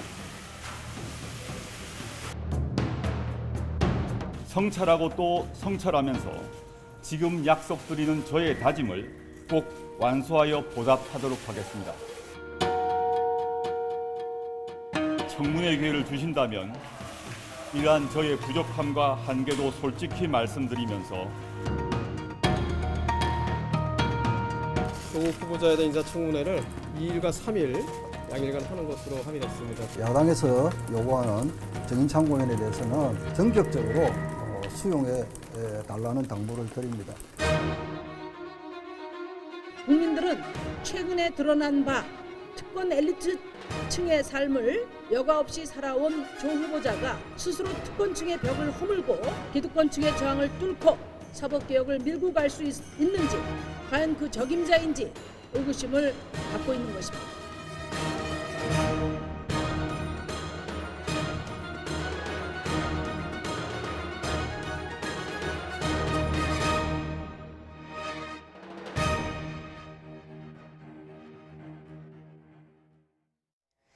네, 기존에 민주당은 8월 말, 한국당은 9월 초에 3일, 바른미래당은 9월 초에 2일을 진행하는 안을 내놨는데요. 9월 2일과 3일 이틀 동안에 하는 것으로 합의를 했다면 바른미래당 중재안에 지금 양쪽이 좀 합의를 했다, 이렇게 볼 수 있을까요? 네, 그렇습니다. 오전만 해도 원내대표, 3당 원내대표가 합의가 불발됐다. 그런데 불발은 하긴 했지만 그러나 오후에 있을 법사위 간사들의 이 회의에서 뭔가 합의가 나올 것 같다. 이런 어떤 분위기였습니다. 네. 그래서 기자들은 일단은 오신환 원내대표가 주장한 이틀에 걸친 그런 청문회 일정과 9월 초가 되지 않겠는가 예상을 했는데 역시 민주당에서 일단 그 9월 초 네. 그리고 이틀 9월 2일과 3일 이틀간 실시하기로 한 것을 법사위 간사가 받아들임으로써 어쨌든 합의하는 모양새는 지금 취해졌습니다. 네. 일단 법사위 소속 여야 간사들의 발표로 이 청문회 일정 합의에 대한 이야기를 먼저 들어보겠습니다.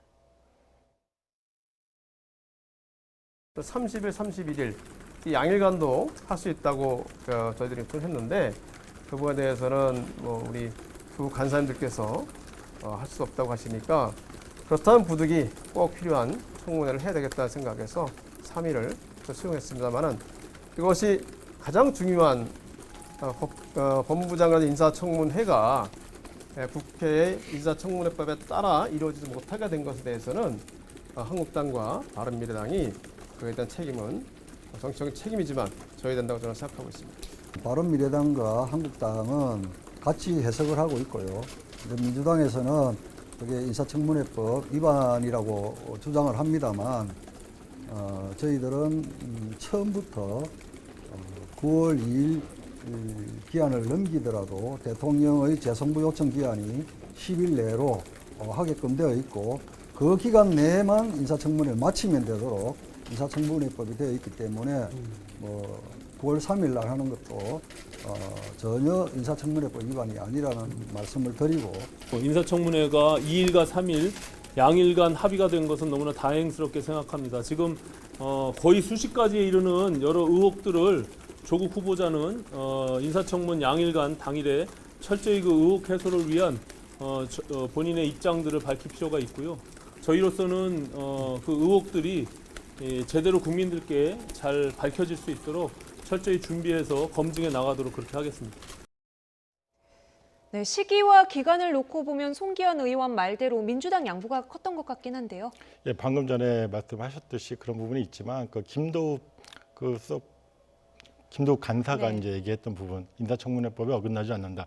사실 저건 거짓말이죠. 그러니까 인사청문회법상에는 8월 30일까지 심사를 하도록 되어 있고 9월 2일까지 본회의 통과를 해서 보내기로 되어 있습니다. 그래서 이 과정이 사실상 생략된 부분인 것이고 이 부분이 이번 합의에서 사실 무시된 부분입니다. 그렇기 때문에 더불어민주당에서는 이 부분이 물론 이제 원내대표 간의 합의에서 이루어지지 않고 법사위 간사단에서 합의가 되어 왔지만 이 부분에 대해서 이제 상당한 좀 심각한 논란이 있는 중이고요.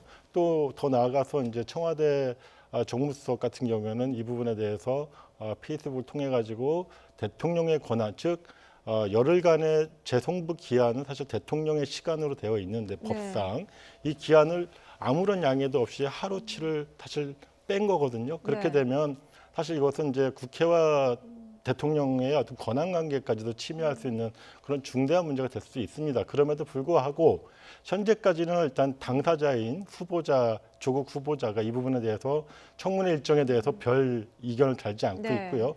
이러한 것은 사실상 왜 그러냐면 자유한국당이 그동안에 여타 청문 후보자들이 있는데 후보자들에 비해서 이 법무부 장관 후보자에 대해서 유독 일정을 잡아주지 않고 지속적으로 의혹에 대한 파상 공세를 이어왔습니다. 그래서 그러한 과정들이 실제로 이 좀 법에 어긋나는 인사청문 일정을 잡으면 아주 대단히 나쁜 선례를 남기게 되는 이런 예가 될 수 있을 것 같습니다. 네, 지금 뭐 이인영 원내대표 같은 경우에 경로했다 이런 표현까지 민주당 원내 지도부에서 나오고 있는데 송기현 의원이 그러면 뭐 원내 지도부와 전혀 교감이 안 된 상태에서 결정을 내렸을까요? 이거 이미 합의한 걸 번복할 수가 있겠습니까? 사실은 우리가 이제 정치적인 그 과정을 지켜봤을 때 법사위 간사가 독단적으로 결정할 수 있는 사안은 아닙니다. 워낙에 이 사안이 중대한, 그러니까 이 여당 입장에서도 다른 어떤 그 후보자들보다도 조국 후보자의 경우가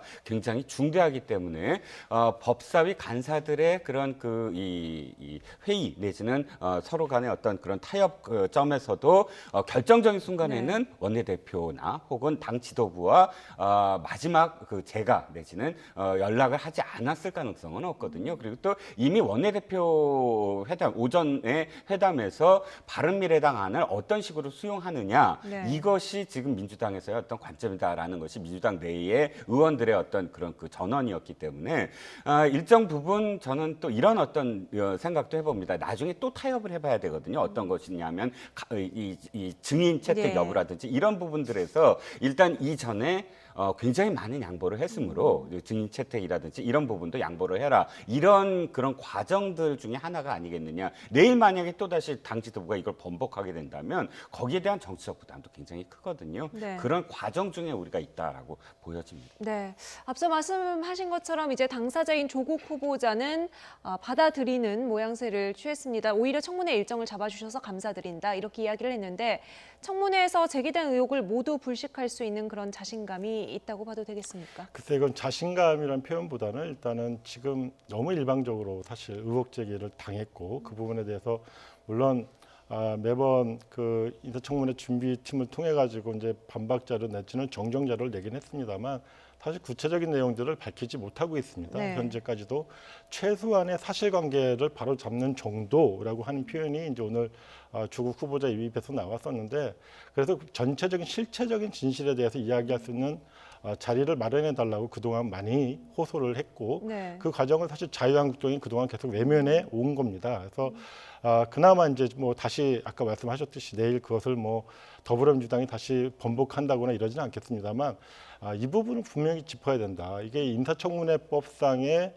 국무위원에 대한 인사청문인데 그 과정이 지나치게 어떤 후보자 본인의 어떤 자질과 역량을 짚는 문제가 아니라 다른 문제로 지금 와전되어 있는 상황이고 본질적인 문제가 아닌 부분으로 가 있는 부분이고 또 한 가지는 그동안 국회가 인사청문회 과정을 지켜오면서 소위 국무위원들에 대해서 하루, 뭐 총리에 대해서는 네. 이틀 뭐 이렇게 해왔던 그런 관례들을 깨버림으로써 사실상 이 인사청문회가 대단히 복잡해지고 네. 그다음에 어떤 그 본연의 어떤 인사청문회의 기능을 저해하게 되는 상황, 한마디로 정치 공세의 장으로 네. 변질될 어떤 가능성들을 열어놨다는 점에서 대단히 좀 부적절한 그런 사례다 보여집니다. 관례를 깼다고 말씀을 하셨는데 인사청문회 제도가 도입된 이후에 이틀 이상 진행된 사례가 지금이 처음은 아닙니다. 보통 어떤 경우에 청문회를 이틀 이상 진행하게 되나요? 세 가지 경우인데요. 하나는 이번 조국 후보자의 경우처럼 여야가 합의에 의해서 이틀 한 적이 있습니다. 이것이 이제 유시민 보건복지부 장관이라든지 정상면 검찰총장 같은 경우는 여야가 합의에 의해서 이틀 동안 이제 진행을 했거든요. 장관급인데. 쟁점이 많았기 때문에. 네, 쟁점이 많았기 때문입니다. 그리고 또한 여러 가지 케이스지만 실제로 하루만 합의한 적도 있어요. 이를테면 문영표 전 보건복지부 장관 같은 경우는 하루 합의를 했다가 하는 과정에서 의혹을 제대로 해소하지 못하니까 이 간사 합의에 의해서 아예 하는 과정에서 하루를 그냥 연장한 경우. 네. 그리고 마지막으로 김병관 국방부 장관 후보자는 차수가 변경됐어요. 12시가 넘어가면서 네. 차수를 변경하는 바람에 이틀이 됐다. 총 그래서 17대 2명, 19대 5명 해서 7명 정도가 장관급이지만 이틀 정도 한 경우가 있습니다. 그리고 사흘한 경우도 많아요. 사흘한 네. 경우라 뭐 이 총리, 국무총리급만 했다고 하시지만 네. 지금 뭐 헌재 소장이라든지 대법관이라든지 대법관 7명, 헌재 소장 1명 해서 3일한 경우도 많습니다. 인천법에 따르면 어쨌든 3일 이내에 하기로 돼 있으니까 여야 네. 합의에 의해서 3일 이내만 하면 되거든요. 이 부분에서 좀 들여다봐야 될 게 아까 말씀하셨던 뭐 6가지 국무위원인 경우에 네. 6가지 사례가 있습니다.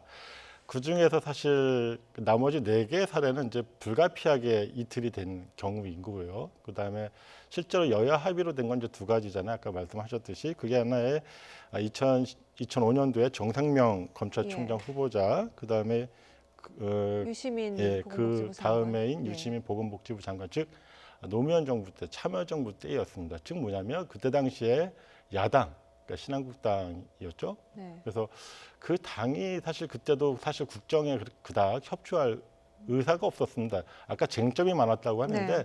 쟁점이 많은 게 아니라 반대가 많았던 거죠. 그러니까 결사적으로 어떤 정치적 쟁점화 시킨 거죠. 보건복지부 장관이라고 하는 자리에 그게 무슨 쟁점 사안이 있겠습니까? 그러나 거기에 유시민이라는 인물에 대한 반대, 네. 정치적 반대들을 하기 위해서 이 부분을 솔직히 곤혹스럽게 만들기 위해서 사실 이틀 동안 하게 된 것이고요. 그때 앞에 과정을 살펴보시면 뭐 처음에 등단할 때 뭐 백바지 논쟁부터 해가지고 있지 않았습니까? 네. 그런 과정들이 있었던 부분이었고요. 그다음에 이제 정상명 말 그대로 검찰총장 후보자입니다. 그래서 그렇기 때문에 당시에 어떤 권력의 도구로 쓰일 우려가 있었다라는 판단을 했기 때문에 당시 야당들이 강력하게 반대를 하게 된 것이죠. 네. 그 과정에서 이틀간 청문회를 하게 되는 그런 사례가 있었던 것이죠. 예. 사례 내용을 들여다보면 그렇다는 겁니다. 과거 노무현 정부와 마찬가지로 정권 흔들기용 청문회 일정이다. 지금 이런 말씀을 하시는 것 같은데요. 앞서 앞으로도 남아있는 절차들도 여러 가지 변수들이 있다고 말씀을 하셨는데 네. 어떤 것들이 있습니까? 일단 증인 채택 부분이 쉽지 않을 것 같고요. 네, 그렇죠. 일단은 지금 야당에서는 이것이 가족과 관련된 의혹이 굉장히 많으므로 일단 친인척들 왜 이 딸에 대한 의혹 이전에 웅동학원에 대한 의혹이 사실 먼저 제기되지 않았습니까? 네. 웅동학원과 관련해서는 사실 동생과 뭐 전 재수 씨라든지 또는 사모펀드와 관련해서는 아마 오촌 조카 사모펀드를 실질적으로 운영하는 주체자가 오촌 조카다. 뭐 네. 이런 의혹들이 계속 제기되므로 친인척을 직접적으로 지금 청문회에 불러야 된다라는 입장인 것 같아요. 그러니까 거기에 대해서는 여당이 지금 가족 청문회가 아니지 않느냐, 가족들을 전부 다 이 증인으로 채택할 수는 없다. 네. 이런 점에서 일단은 합의가 내일 뭐 여당 지도부가 받아들인다고 하더라도 상당 부분 이 여야 간의 진통이 지금 예정되고 있어서 아까도 말씀드렸지만 지금 오늘의 어떤 합의가 마치 좀 합의가 제대로 안 된 것처럼 보이는 것도 삿바싸움 나중에 이제 실제로 9월 2일이나 3일 날 청문회 하는 그 중간 과정에서의 주도권을 누가 지느냐, 네. 카드를 누가 더 먼저 양보를 했느냐를 놓고 지금 아마 공방을 벌일 것 같습니다. 네. 민주당은 어떻습니까? 어느 정도 선까지 증인 채택 요구를 수용할까요?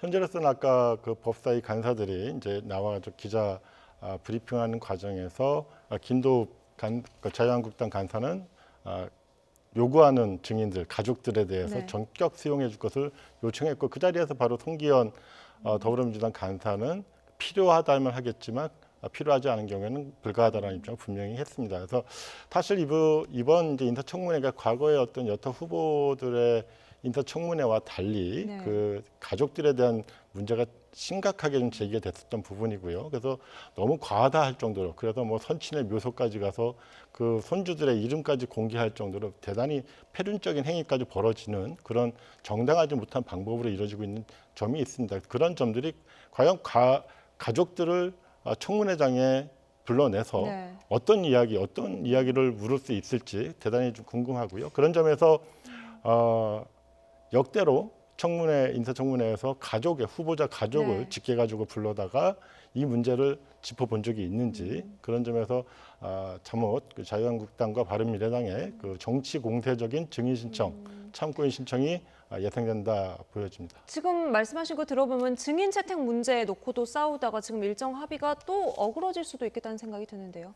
그럴 수 있을 것 같습니다. 저희는 제가 봤을 때는 이번에 이제 그 자유한국당이 이번 청문회 일정을 이제 전격적으로 합의하는 과정이 물론 일부 언론에서는 뭐 국민청문회라든가 이런 것들에 대한 우려도 있다 얘기하지만 네. 실질적으로는 전체적으로 법적인 테두리를 벗어나면서 자기네 자유한국당이 그동안 제기했던 의혹들이 더 이상 이제 나올 게 없다고 판단을 한 네. 것이고 그다음에 어제 오늘 나왔던 몇 가지 그 여론조사에서 좀 유리한 여론이 조성되었다 네. 이런 판단을 하는 것 같습니다.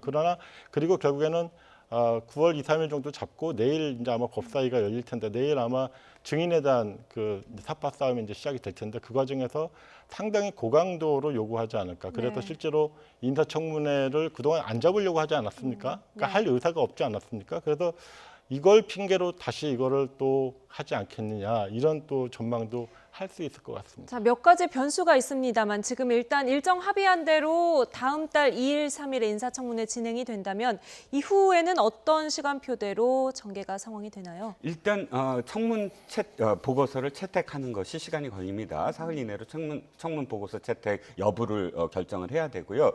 청문 보고서를 받으면 받은 대로 또 청문 보고서가 채택되지 않아서 안 받은 상황이면 안 받은 상황대로 대통령은 일단 청문 보고서를 받으면 10일 이내에 그것을 이제 채택 여부를 네. 결정을 해야 된다든지 또는 안 받으면 안 받은 대로 재송부를 한번 할 수 있습니다. 다시 한번 결정해달라. 그래서 다시 한번 결정해주는 기간을 대통령이 이제 5일 이내라든지 이렇게 해서 정해서 최종적으로는 아마도 이제 앞으로 한 15일 정도 뭐 네. 전체적으로 9월 2일이 끝난 다음에도 10일에서 15일 정도의 어떤 기간이 지난 다음에 결정이 될 것이다. 그런데 지금 뭐 예상하기로는 야당에서 청문회 보이콧까지 한 이 생각했던 입장이니까 네. 청문 보고서를 채택하지 않을 가능성이 굉장히 크지 않습니까? 그러면 뭐 재송부한다든지 해서 아까 말씀드린 그런 15일 정도의 어떤 기간이 그대로 소요가 돼서 9월 한 중순 이후에나 최종적으로 임명될 가능성이 높아지고 있습니다. 네, 이 기간이 계속 정쟁으로 소비될까봐 또 이 부분이 좀 걱정이 되기도 합니다. 청문회 일정은 일단 청와대와 여당 지도부가 받아들여야 최종 합의가 될 것 같고요. 기존에 나온 의혹을 보겠습니다. 조 후보자 딸의 장학금 의혹과 관련해 오늘 부산대 의학전문대학원 측이 기자회견을 자청했습니다. 함께 보시죠. 외부 장학금은 받는 사람이 지정이 되어서 학교로 전달되는 장학금이어서 절차상으로는 문제가 없는 것으로 파악하고 있습니다. 조 후보자님의 딸에게 장학금을 지정한 것은 어디까지나 소천 장학회에서 결정한 것입니다. 두 번째, 조국 후보자님이 따님이 2015년도 7월 1일 장학생 선발 지침을 변경하고 성적 제한을 풀었다는데 정말인가? 우리는 이미 2013년 4월에 의학전문대학원 장학생 선발 지침 조항이 이미 신설돼서 시행되고 있었습니다. 따라서 조국 후보자의 따님에게 장학금을 주기 위해서 선발 지침을 직전에 바꿨다는 의혹은 전혀 사실이 아닙니다. 고려대학교 입학이 취소가 되면 의전원도 자동으로 입학이 취소가 되는 거죠. 예, 그거는 뭐 이렇게 자격이 4년제 대학 이상이기 때문에 그는 뭐 상식적으로 판단할 때 그렇게 되리라고 생각합니다. 네, 일단 장학금 특혜는 없었다는 건데요. 구체적인 근거를 한번 정리해 주신다면요.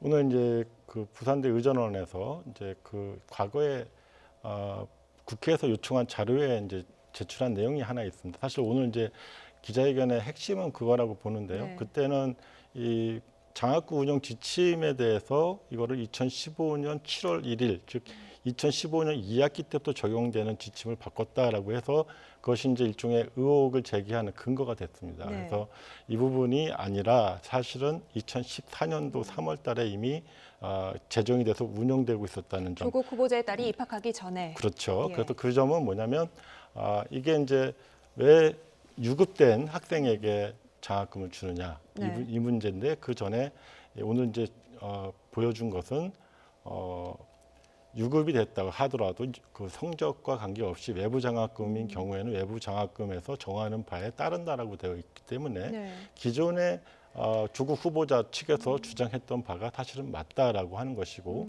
그다음에 이 부산대 의전원에 대해서 그동안 제기되었던 후보자 딸에 대한 입학 문제, 그다음에 장학금 수혜 문제가 절차상으로 아무런 문제가 없다라는 점을 공식적으로 사실 엄명한 그런 자리였다 보여집니다. 네. 그런데 이 학교 측에서 성적 미달 이 예외 조항을 둔 게 어려운 가정 형편이나 아르바이트를 하는 학생들을 위해서 이런 조항을 새로 마련했다라고 설명하는데 조 후보자의 딸이 거기에 해당을 하진 않는 것 같거든요. 그러니까 완전히 납득되는 설명은 또 아니라는 생각도 들고요. 네, 그렇습니다. 지금 교수님께서 말씀하셨듯이 쟁점은 그거였던 것 같아요. 어차피 이제 소천장학회가 결정한다. 그러니까 외부 장학금은 외부 장학금은 장학회의 결정에 따른다는 건 새로 밝혀진 사실은 아니에요. 원래 원칙이고요. 그런데 오늘 밝혀진 건 이거거든요. 부산대 로스쿨 교수가 문제 제기를 하기를 부산대에는 원래 2.5학점 미만이면 장학금을 받을 수 없다. 외부 장학금이든 내부 장학금이든 그 규칙이 있다라고 문제 제기를 했습니다. 그런데 보니까 거기에 대한 어떤 답변을 말씀하시듯이 부산대 의전원에서는 2015년도로 네. 얘기를 했는데 오늘 얘기가 2015년도가 아니라 그때가 되면은 아까 앵커께서 말씀하셨듯이 조국 후보자의 딸이 입학하기 직전에 그럼 바꿨다는 얘기거든요. 근데 2013년이다 하면서 그때 왜 2.5 미만도 가능하게 만들었냐를 설명하는 과정에서 2.5 미만이라도 가정 형편이 어려운 학생들에게 이 혜택에 돌아가게 하기 위해서 이 규칙을 개정했다는 것이거든요. 네. 그런데 그렇다면 지금 자산이 50억이 넘는 이 조국 후보자의 딸이 그럼 자격이 있느냐? 이 예외 규칙이 사실 네. 적절하게 들어갔느냐에 대한 지금 비판이 또 들어가는 것이고, 두 번째는 관례가 있다라고 얘기를 했어요. 그래서 2명이 있는데 하나는 그러니까 또다시 의혹이 뭐냐면 그럼 그 외부 장학금이 무엇이고 네. 어떤 과정으로 했느냐 하는 건 못 밝혔고요. 두 번째는 또 문제가 되는 게 6번에 걸쳐서 연달아 받은 경우는 이 조국 후보자의 딸밖에 없지 않습니까? 네. 근데 그것도 역시 물론 소천장학회가 결정하는 거는 맞습니다만 그런 전례는 찾아볼 수가 없었다는 거죠. 역시 이 의전원의 어떤 발표 이후에도 비판의 어떤 여지가 아직도 남아있는 그런 그 대목이 바로 그 부분입니다. 근데 그 사실관계를 하나 좀 말씀드리게 예. 잡을 필요가 있는데요. 그 학점 2.5 규정은 학교에서 운영하는 장학금에 대해서 2.5로 낮추면서 사실 불우한 학생들을 대상으로 하기 위해서 했다라고 하는 점이 있는 거죠. 아르바이트하고 네. 성적이 제대로 못 나오는 학생들도 있으니까. 그러나 그 규정은 그거대로 맞지만 실제로 거기에 단서 조항으로 들어가 있는 부분이 바로 소천장학회 같은 외부 장학금인 경우에는 여기 정하지 않고 외부 네. 장학금의 규정에 따른다라고 되어 있습니다. 네네. 그 부분이기 때문에 실제로 이 부분을 거기에 갖다 붙이는 것은 좀 맞지 않는다라는 점을 좀 잡을 필요가 있을 것 같습니다. 예. 그렇다면 이 노환중 교수가 당시에 조 후보자 딸을 특정해서 6번 연속 장학금을 준 부분, 이 부분은 그냥 노환중 교수의 어떤 단독적인 결정이라고 그냥 맡겨놔도 되는 건가요? 그렇죠. 이 장학금 재원 자체를 이제 보면 뭐 여러 번 나왔습니다만 이제 모친이 돌아가시고 그 조의금 들어온 걸 재원 삼아서 이 노환중 교수가 자체적으로 이제 의전원의 학생들을 위해서 이제 조성한 금액이고 그동안에 이 장학금의 수혜를 받은 학생이 무려 16명이 달합니다. 다만 이제 횟수가 연속적으로 6회인 경우가 좀 드물기 때문에 그 부분에 대해서 이제 많은 질타와 의구심을 받고 있는 중이고요. 다만 그 과정에서 이제 해명을 들어보면 2015년도 1학년이죠. 1학년 때 첫 학기 때 네. 유급을 당합니다. 그러면 여기 학교 조항은 유급을 당하면 다음 학기는 무조건 휴학하도록 되어 있어요. 그러니까 휴학과 동시에 사실상 낙심해가지고 더 이상 의전원에 다니지 않겠다라는 의사를 밝힌 그 조국 후보자 딸에 대해서, 그러니까 학생이죠. 학생에 대해서 이제 면학 의지를 돋아주기 위해서 장학금을 줬다는 게 일관되게 그동안에 노환중 교수가 밝혔던 바입니다. 네, 의전원 측의 해명이 나왔지만 부산대 학생들은 촛불 집회를 여전히 예고하고 있거든요. 학생들 입장에서는 완전히 좀 의혹을 해소하거나 좀 납득하기에는 좀 부족한 설명이었을까요? 네. 만약에 노환중 교수의 이 원칙, 그러니까 소천장학회의 원칙이 맞는다면 학생들은 면학할 어떤 분위기가 아닐 겁니다. 왜냐하면 유급을 하면 장학금이 나온다. 학교 교수님한테 찾아가서 나 학교 그만두겠습니다 하면 장학금이 나온다. 그러면 면학 의지가 북돋아지겠습니까? 지금 되돌아보면 의전원의 학생들 안에서 이미 이야기가 많이 나왔다는 거예요. 이것이 이 장학금이 어떤 과정을 거치냐면 그냥 장학금을 이렇게 그냥 개인적으로 이렇게 보내는 것이 아니라 학생들 앞에서 연단해서 이런 장학금을 수여하는 과정이 있었다는 겁니다. 그러면 의전원 학생들끼리 이야기가 이미 어떤 특정 학생이 계속 연달아 받고 있는데 그 학생의 성적은 우리보다 굉장히 낮다. 이런 것들 때문에 사실 위화감이라든지 이런 것들이 이미 존재했었다는 게 의전원 학생들의 전언이거든요. 그러면 이 소천장학회가 아무리 외부 장학금이고 어떠한 대학에서도 외부 장학금에 대해서 왈가왈부할 수 없더라도 기본적으로 면학을 하는 분위기를 조성해야 하는 그런 점에서 북돋아줘야 되는 점에서의 어떤 장학금을 어떠한 장학금이라도 그건 장학금의 상식적인 그런 그 운용 방침 아니겠습니까? 근데 거기에 완전히 역행하는 그런 그 운용이다라는 것이 지금 비판의 어떤 핵심이고요. 그렇기 때문에 오늘의 의전원에서 발표대로 절차상대로 했다라고 하더라도 거기에 대해서 의혹이 아직도 가시지 않는 부분이 거기에 있다고 봅니다. 그러니까 이제 저렇게 말씀을 하시는 분들이 많이 계십니다. 그래서 거의 여전히 그 부분에 대해서 이제 계속 의혹을 제기하시는데 사실 저 부분들이 청문회에서 밝혀질 부분입니다. 가령 그러면 그 2015년도에 입학한 학생들 같은 동기겠죠. 동기나 같은 학년에 있는 학생들이 다른 장학금 수혜는 없었는지를 밝혀줘야 될 것이고요. 실제로 의학전문학원, 대학원 같은 경우에는 거의 한 학기 등록금이 뭐 국립대니까 좀 싸겠지만 1,000만 원 이상 되지 않겠습니까? 네. 그중에 200만 원 이런 숫자와 그다음에 학교에서 주는 공식 장학금인 경우가 있습니다. 그거를 이중으로 수혜했는지 아니면 다른 학생들은 그걸 받고 있었는지 이런 점들을 경중을 따져봐야 실체적으로 진실이 되는 것이지 이것을 200만 원 받은 것만 이렇게 올려놓고 왜 연속해서 받았냐고 했을 때는 사실 전체 과정에 대해서 이해가 부족하게 되는 거거든요. 그래서 이런 것들이 청문회에서 따져지고 이뤄져야 된다 이렇게 보여집니다. 네, 조 후보자 딸의 부산대 장학금 논란에 대해서 짚어봤는데요. 조 후보자는 휴일의 딸 논란에 대해서 송구하다며 사과했죠. 오늘은 지난주에 이어 두 번째 정책 발표도 내놨습니다. 내용 들어보겠습니다. 깊이 반성하는 마음가짐으로 국회 청문회를 준비하고 있습니다. 많이 고통스럽습니다. 그렇지만 변명하거나 위로를 구하려 들지는 않겠습니다.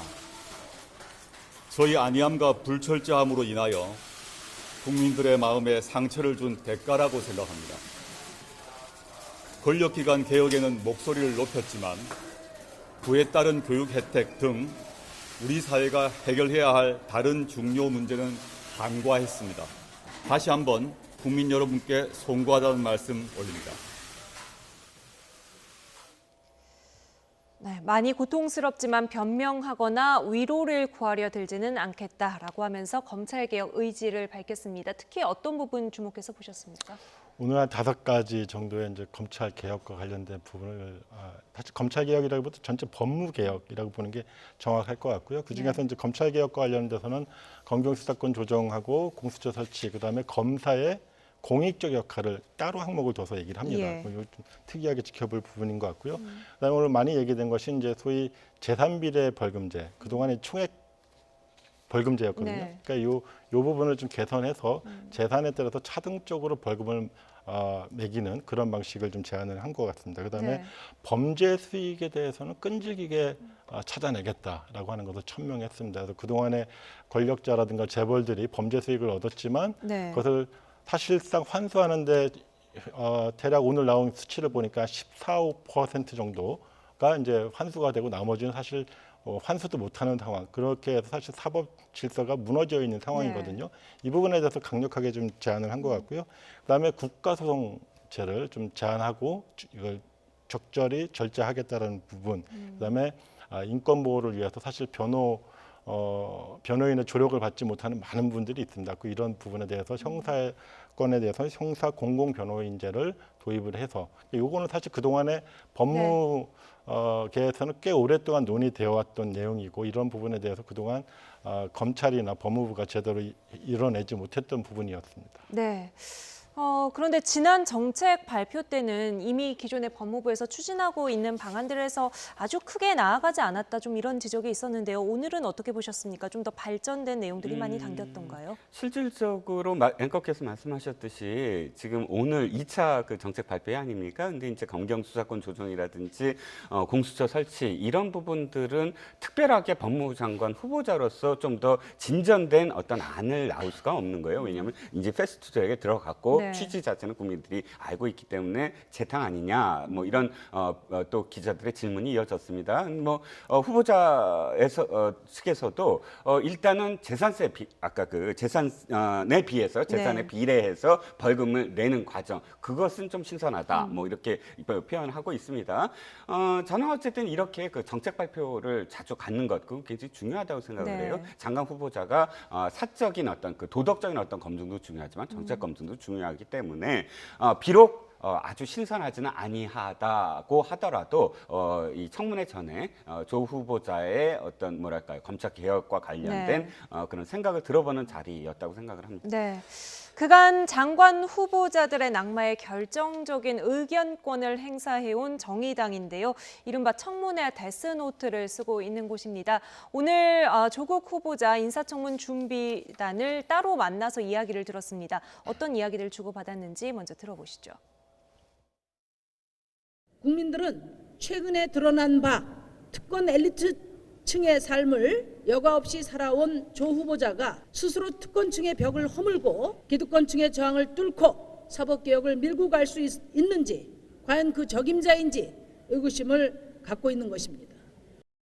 저희들도 청문회 준비하는 과정에서 국민들의 눈높이에 맞지 않는 그런 평가를 받고 국민들의 따가운 질책이 있다는 사실을 저희들이 잘 알고 있습니다. 그런 부분들에 대해서 겸허하게 저희들도 같이 지금 성찰하면서 또 고칠 것은 무엇이 있는지, 설명드릴 것은 무엇이 있는지 열심히 저희들이 찾아내고 있습니다.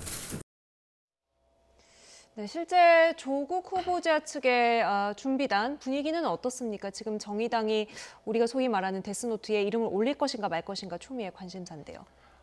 지금 사실 오늘 같은 경우도 되게 이례적인 일이거든요. 그러니까 정의당 같은 경우에는 이제 청문위원이 없습니다. 네. 법사위원이 없기 때문에 청문할 공식적으로 법적으로 청문할 기회가 없습니다만 요청을 했고 그 자리에 우리 준비단장이 가서 충실하게 이제 전체 3시간 거쳐가지고 설명을 한 것 같습니다. 물론 이제 3시간 동안 모든 뭐 의혹이나 문제에 대해서 다 해결할 수는 없습니다만 저런 자세, 그러니까 즉 어쨌건 후보를 대신해서 준비단이 가서 제3당, 제4당에 가고 설명하고 하는 과정들이 전체적으로는 전체 그 국회 내에서의 어떤 증폭되고 있는 문제 제기에 대해서 하나하나 해소해가는 그런 과정이라고 보여지고요.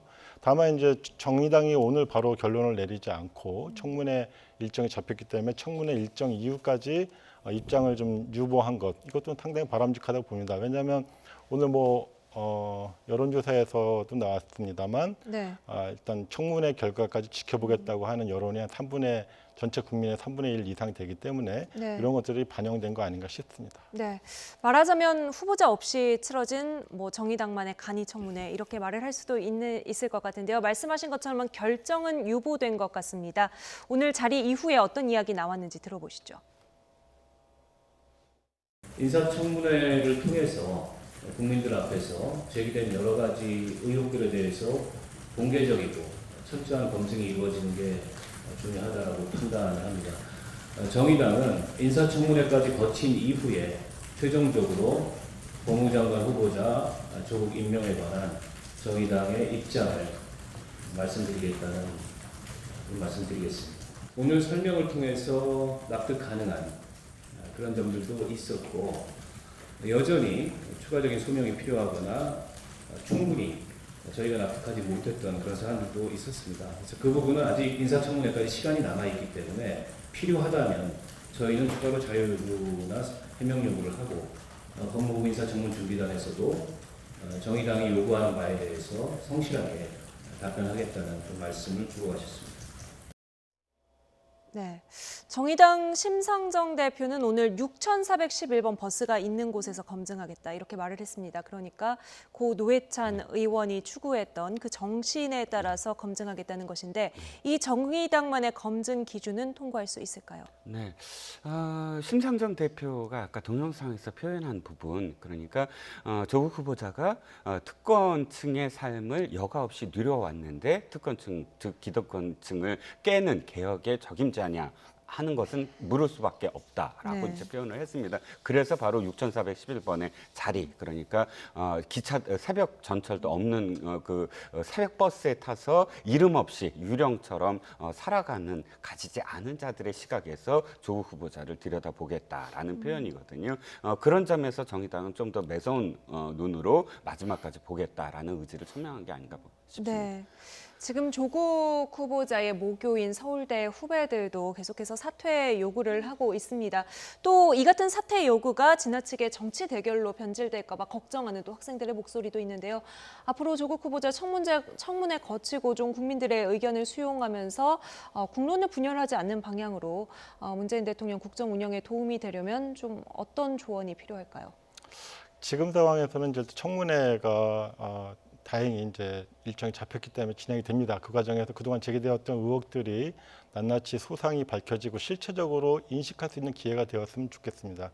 지금은 어쨌건 우리가 이 조국 청문회가 어떤 이슈로 부각되기 전에 치열하게 그 한일 경제보복에 대한 한일전이 진행되고 있었습니다. 그 과정에서 지소미아도 지금 연장이 종료가 된 상태고요. 이런 상황에서 엄중한 시기에서 사실 우리가 국무위원 한 사람의 어떤 자재 문제들 때문에 모든 국력이 쏟아지고 여기서 분란되는 것은 바람직하지 않다 이렇게 보여집니다. 네. 과거에 그 소위 한국 특수 때문에 일본이 경제 패전 이후에 경제 부흥한 적이 있습니다. 지금 마치 조국 특수 때문에 자유한국당이 다시 뭐 부활한다 이런 얘기까지 합니다.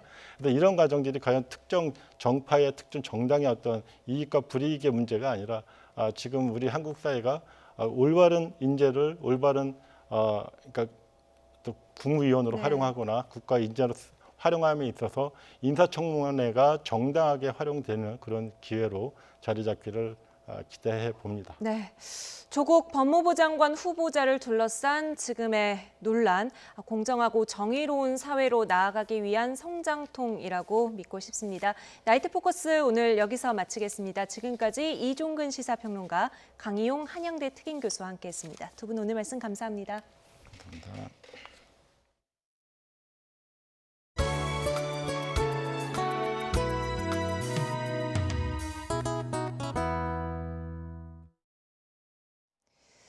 미사나 결혼식 등을 제외하면 문이 열리지 않는 명동성당에서 오늘 밤 특별한 클래식 공연이 열렸습니다.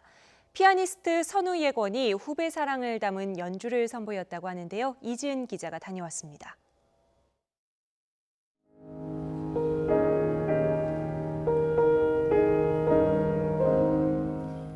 명동성당 대성전에 부드러운 피아노 선율이 울려 퍼집니다. 피아니스트 선우예권이 후배들을 돕기 위해 연 재능 기부 공연입니다. 성당 측에서 이제 저희 회사 측에 또 제안을 주셔가지고 저야 너무 감사하죠. 작은 일이라도 조금 도움이 될 수 있다는 게 사실 그게 되게 큰 저에게 감동을 주기도 하고 감사한 일인 것 같아요. 음악 공부를 하며 경제적으로 힘들었던 경험이 있는 만큼 결정엔 망설임이 없었습니다. 1초도 주저하거나 생각 고민을 하지 않았다는 이유가 제가 어렸을 때 이제 처음 2005년도에 유학을 나가고 했었는데 그때 나가면서부터 주변 분들이 많이 도와주신 점들도 많이 있거든요. 울림이 많은 성당의 특성을 고려해 고심 끝에 쇼팽과 슈베르트로 프로그램을 정했습니다.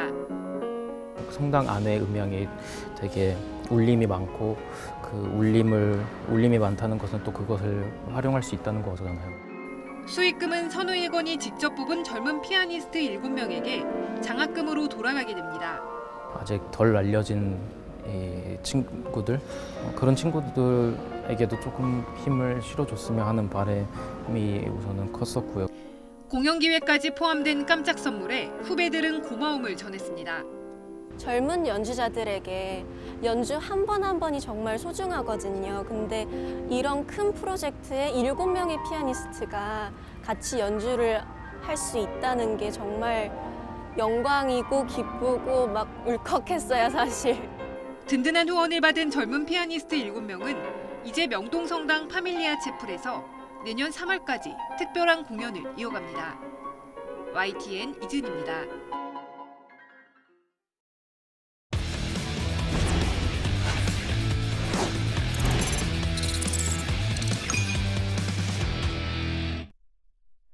스포츠 뉴스입니다. 여자 골프 세계 랭킹 1위 고진영 선수가 LPGA 투어에서 올 시즌 4번째 우승을 달성했습니다. 나흘 내내 보기를 단 한 개도 범하지 않는 완벽한 경기력을 선보였습니다. 허재원 기자입니다. 여자 골프 세계 랭킹 1위 고진영이 마지막 홀 5m짜리 버디 퍼트를 깔끔하게 홀컵 안으로 떨어뜨립니다. 2위를 5타 차로 따돌리며 올 시즌에만 4번째 우승을 달성합니다. 경쟁자들의 추격을 허용하지 않는 압도적인 경기였습니다. 고진영은 8번 홀 긴 거리 버디에 성공하며 단독 선두로 치고 나갔습니다. 9번 홀에서 두 번째 샷이 코스를 벗어나며 위기를 맞았지만 벌타를 받고 친 네 번째 샷을 홀컵에 바짝 붙인 뒤 침착하게 파를 잡아내며 유일한 보기 위기를 넘겼습니다. 후반 들어 정교한 아이언샷과 퍼트를 앞세운 고진영은 무려 6개의 버디를 추가하며 2위와의 격차를 벌려 나갔습니다. 나흘 내내 보기를 단 한 개도 범하지 않고 버디만 26개를 잡아내는 완벽한 경기였습니다. I played just pro-am in 9 holes, and then my caddies arrived too late on Wednesday, but I'm still playing good today. We was happy. LPGA 투어에서 시즌 4승 이상을 거둔 선수는 2016년 리디아고 이후 고진영이 3년 만이고 72홀 노보기 우승은 2015년 박인비 이후 4년 만입니다. 고진영은 최근 4개 대회에서 우승 2번과 준우승 1번, 3위 1번을 차지했습니다. 세계 랭킹 1위 자리를 굳건하게 지키는 동시에 상금과 올해의 선수, 평균 타수 등 주요 부문에서 모두 1위 자리를 굳혔습니다.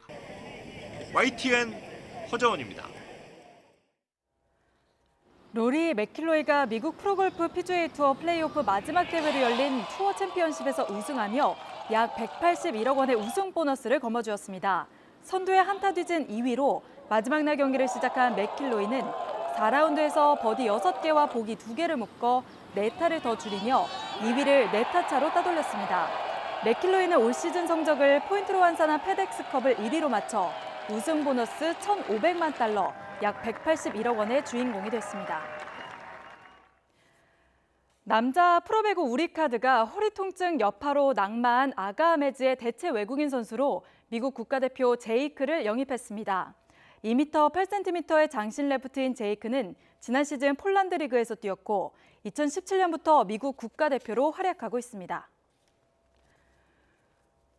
중국 상하이 선화에서 활약 중인 김신욱이 처음으로 벤투 감독의 부름을 받았습니다. 손흥민과 황의조, 이강인 등 유럽파가 월드컵 지역 예선에 총 출동합니다. 양시장 기자입니다.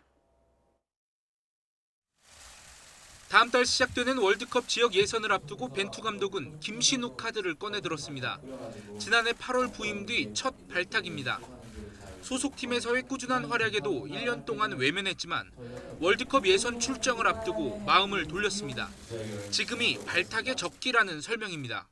Chinook tem a ver com aquilo que podemos pretender para este momento ou para este estágio de 김신욱은 올해 K리그에서뿐만 아니라 중국 슈퍼리그에서도 가공할 득점력을 뽐냈습니다. 헤딩은 물론 양발로도 고르게 득점했고 다른 선수들에게 도움까지 기록하면서 벤투 감독의 눈도장을 찍었습니다. 무엇보다 김신욱이 가지고 있는 높이가 월드컵 예선에서 밀집 수비로 나올 아시아 팀들을 상대하는데 효과적이라는 판단도 승선에 힘을 실었습니다. 벤투 감독은 그동안 중용했던 해외파를 거의 그대로 불러들였습니다. 에이스 손흥민은 물론 최근 프랑스 리그 첫 골맛을 본 황의조와 한국 축구의 미래 이강인과 백승호도 승선했습니다. K리그에서는 울산 이동경이 첫 태극마크를 단 것을 포함해 김보경과 이용 등 울산과 전북 선수들을 주축으로 10명이 발탁됐습니다. 이탈리아에서 뛰는 이승우는 이번 명단에서 제외됐습니다. 대표팀은 다음 달 5일 터키 이스탄불에서 조지아와 한 차례 평가전을 가진 뒤 10일 투르크메니스탄과 월드컵 예선 첫 경기를 치릅니다. YTN 양시창입니다. 오스트리아 프로축구 잘츠부르크의 황희찬이 2골을 터뜨리며 팀의 완승을 이끌었습니다. 황희찬은 오스트리아 분데스리가 5라운드 홈 경기 아드미라전에서 전반 22분 페널티킥 선제골에 이어 2분 뒤 추가골을 터뜨리며 5대0 대승을 견인했습니다. 덕수고 좌완 에이스 정구범이 전체 1순위로 NC 다이노스 선택을 받았습니다. 정구범은 서울 웨스틴 조선호텔에서 열린 2020 KBO 2차 신인 드래프트에서 전체 1순위로 NC의 지명을 받았습니다. 정구범은 시속 140km 중반대 빠른 공을 바탕으로 고등학교 2학년부터 덕수고의 실제적인 에이스로 활약했습니다. 전체 2순위 지명권을 가진 KT는 유신고 포수 강현우를, 3순위 LG는 광주진흥고 좌완 김윤식을 각각 지명했습니다. 프로농구 2019-2020 시즌 정규리그가 오는 10월 5일에 개막합니다. 프로농구연맹 KBL은 10월 5일에 열리는 현대모비스와 전자랜드의 울산 개막전을 시작으로 총 270경기가 열린다고 밝혔습니다. 프로농구 10개 팀은 6라운드에 걸쳐 팀당 54경기를 치르고 내년 4월부터 시작되는 플레이오프를 통해 최종 우승팀을 가립니다.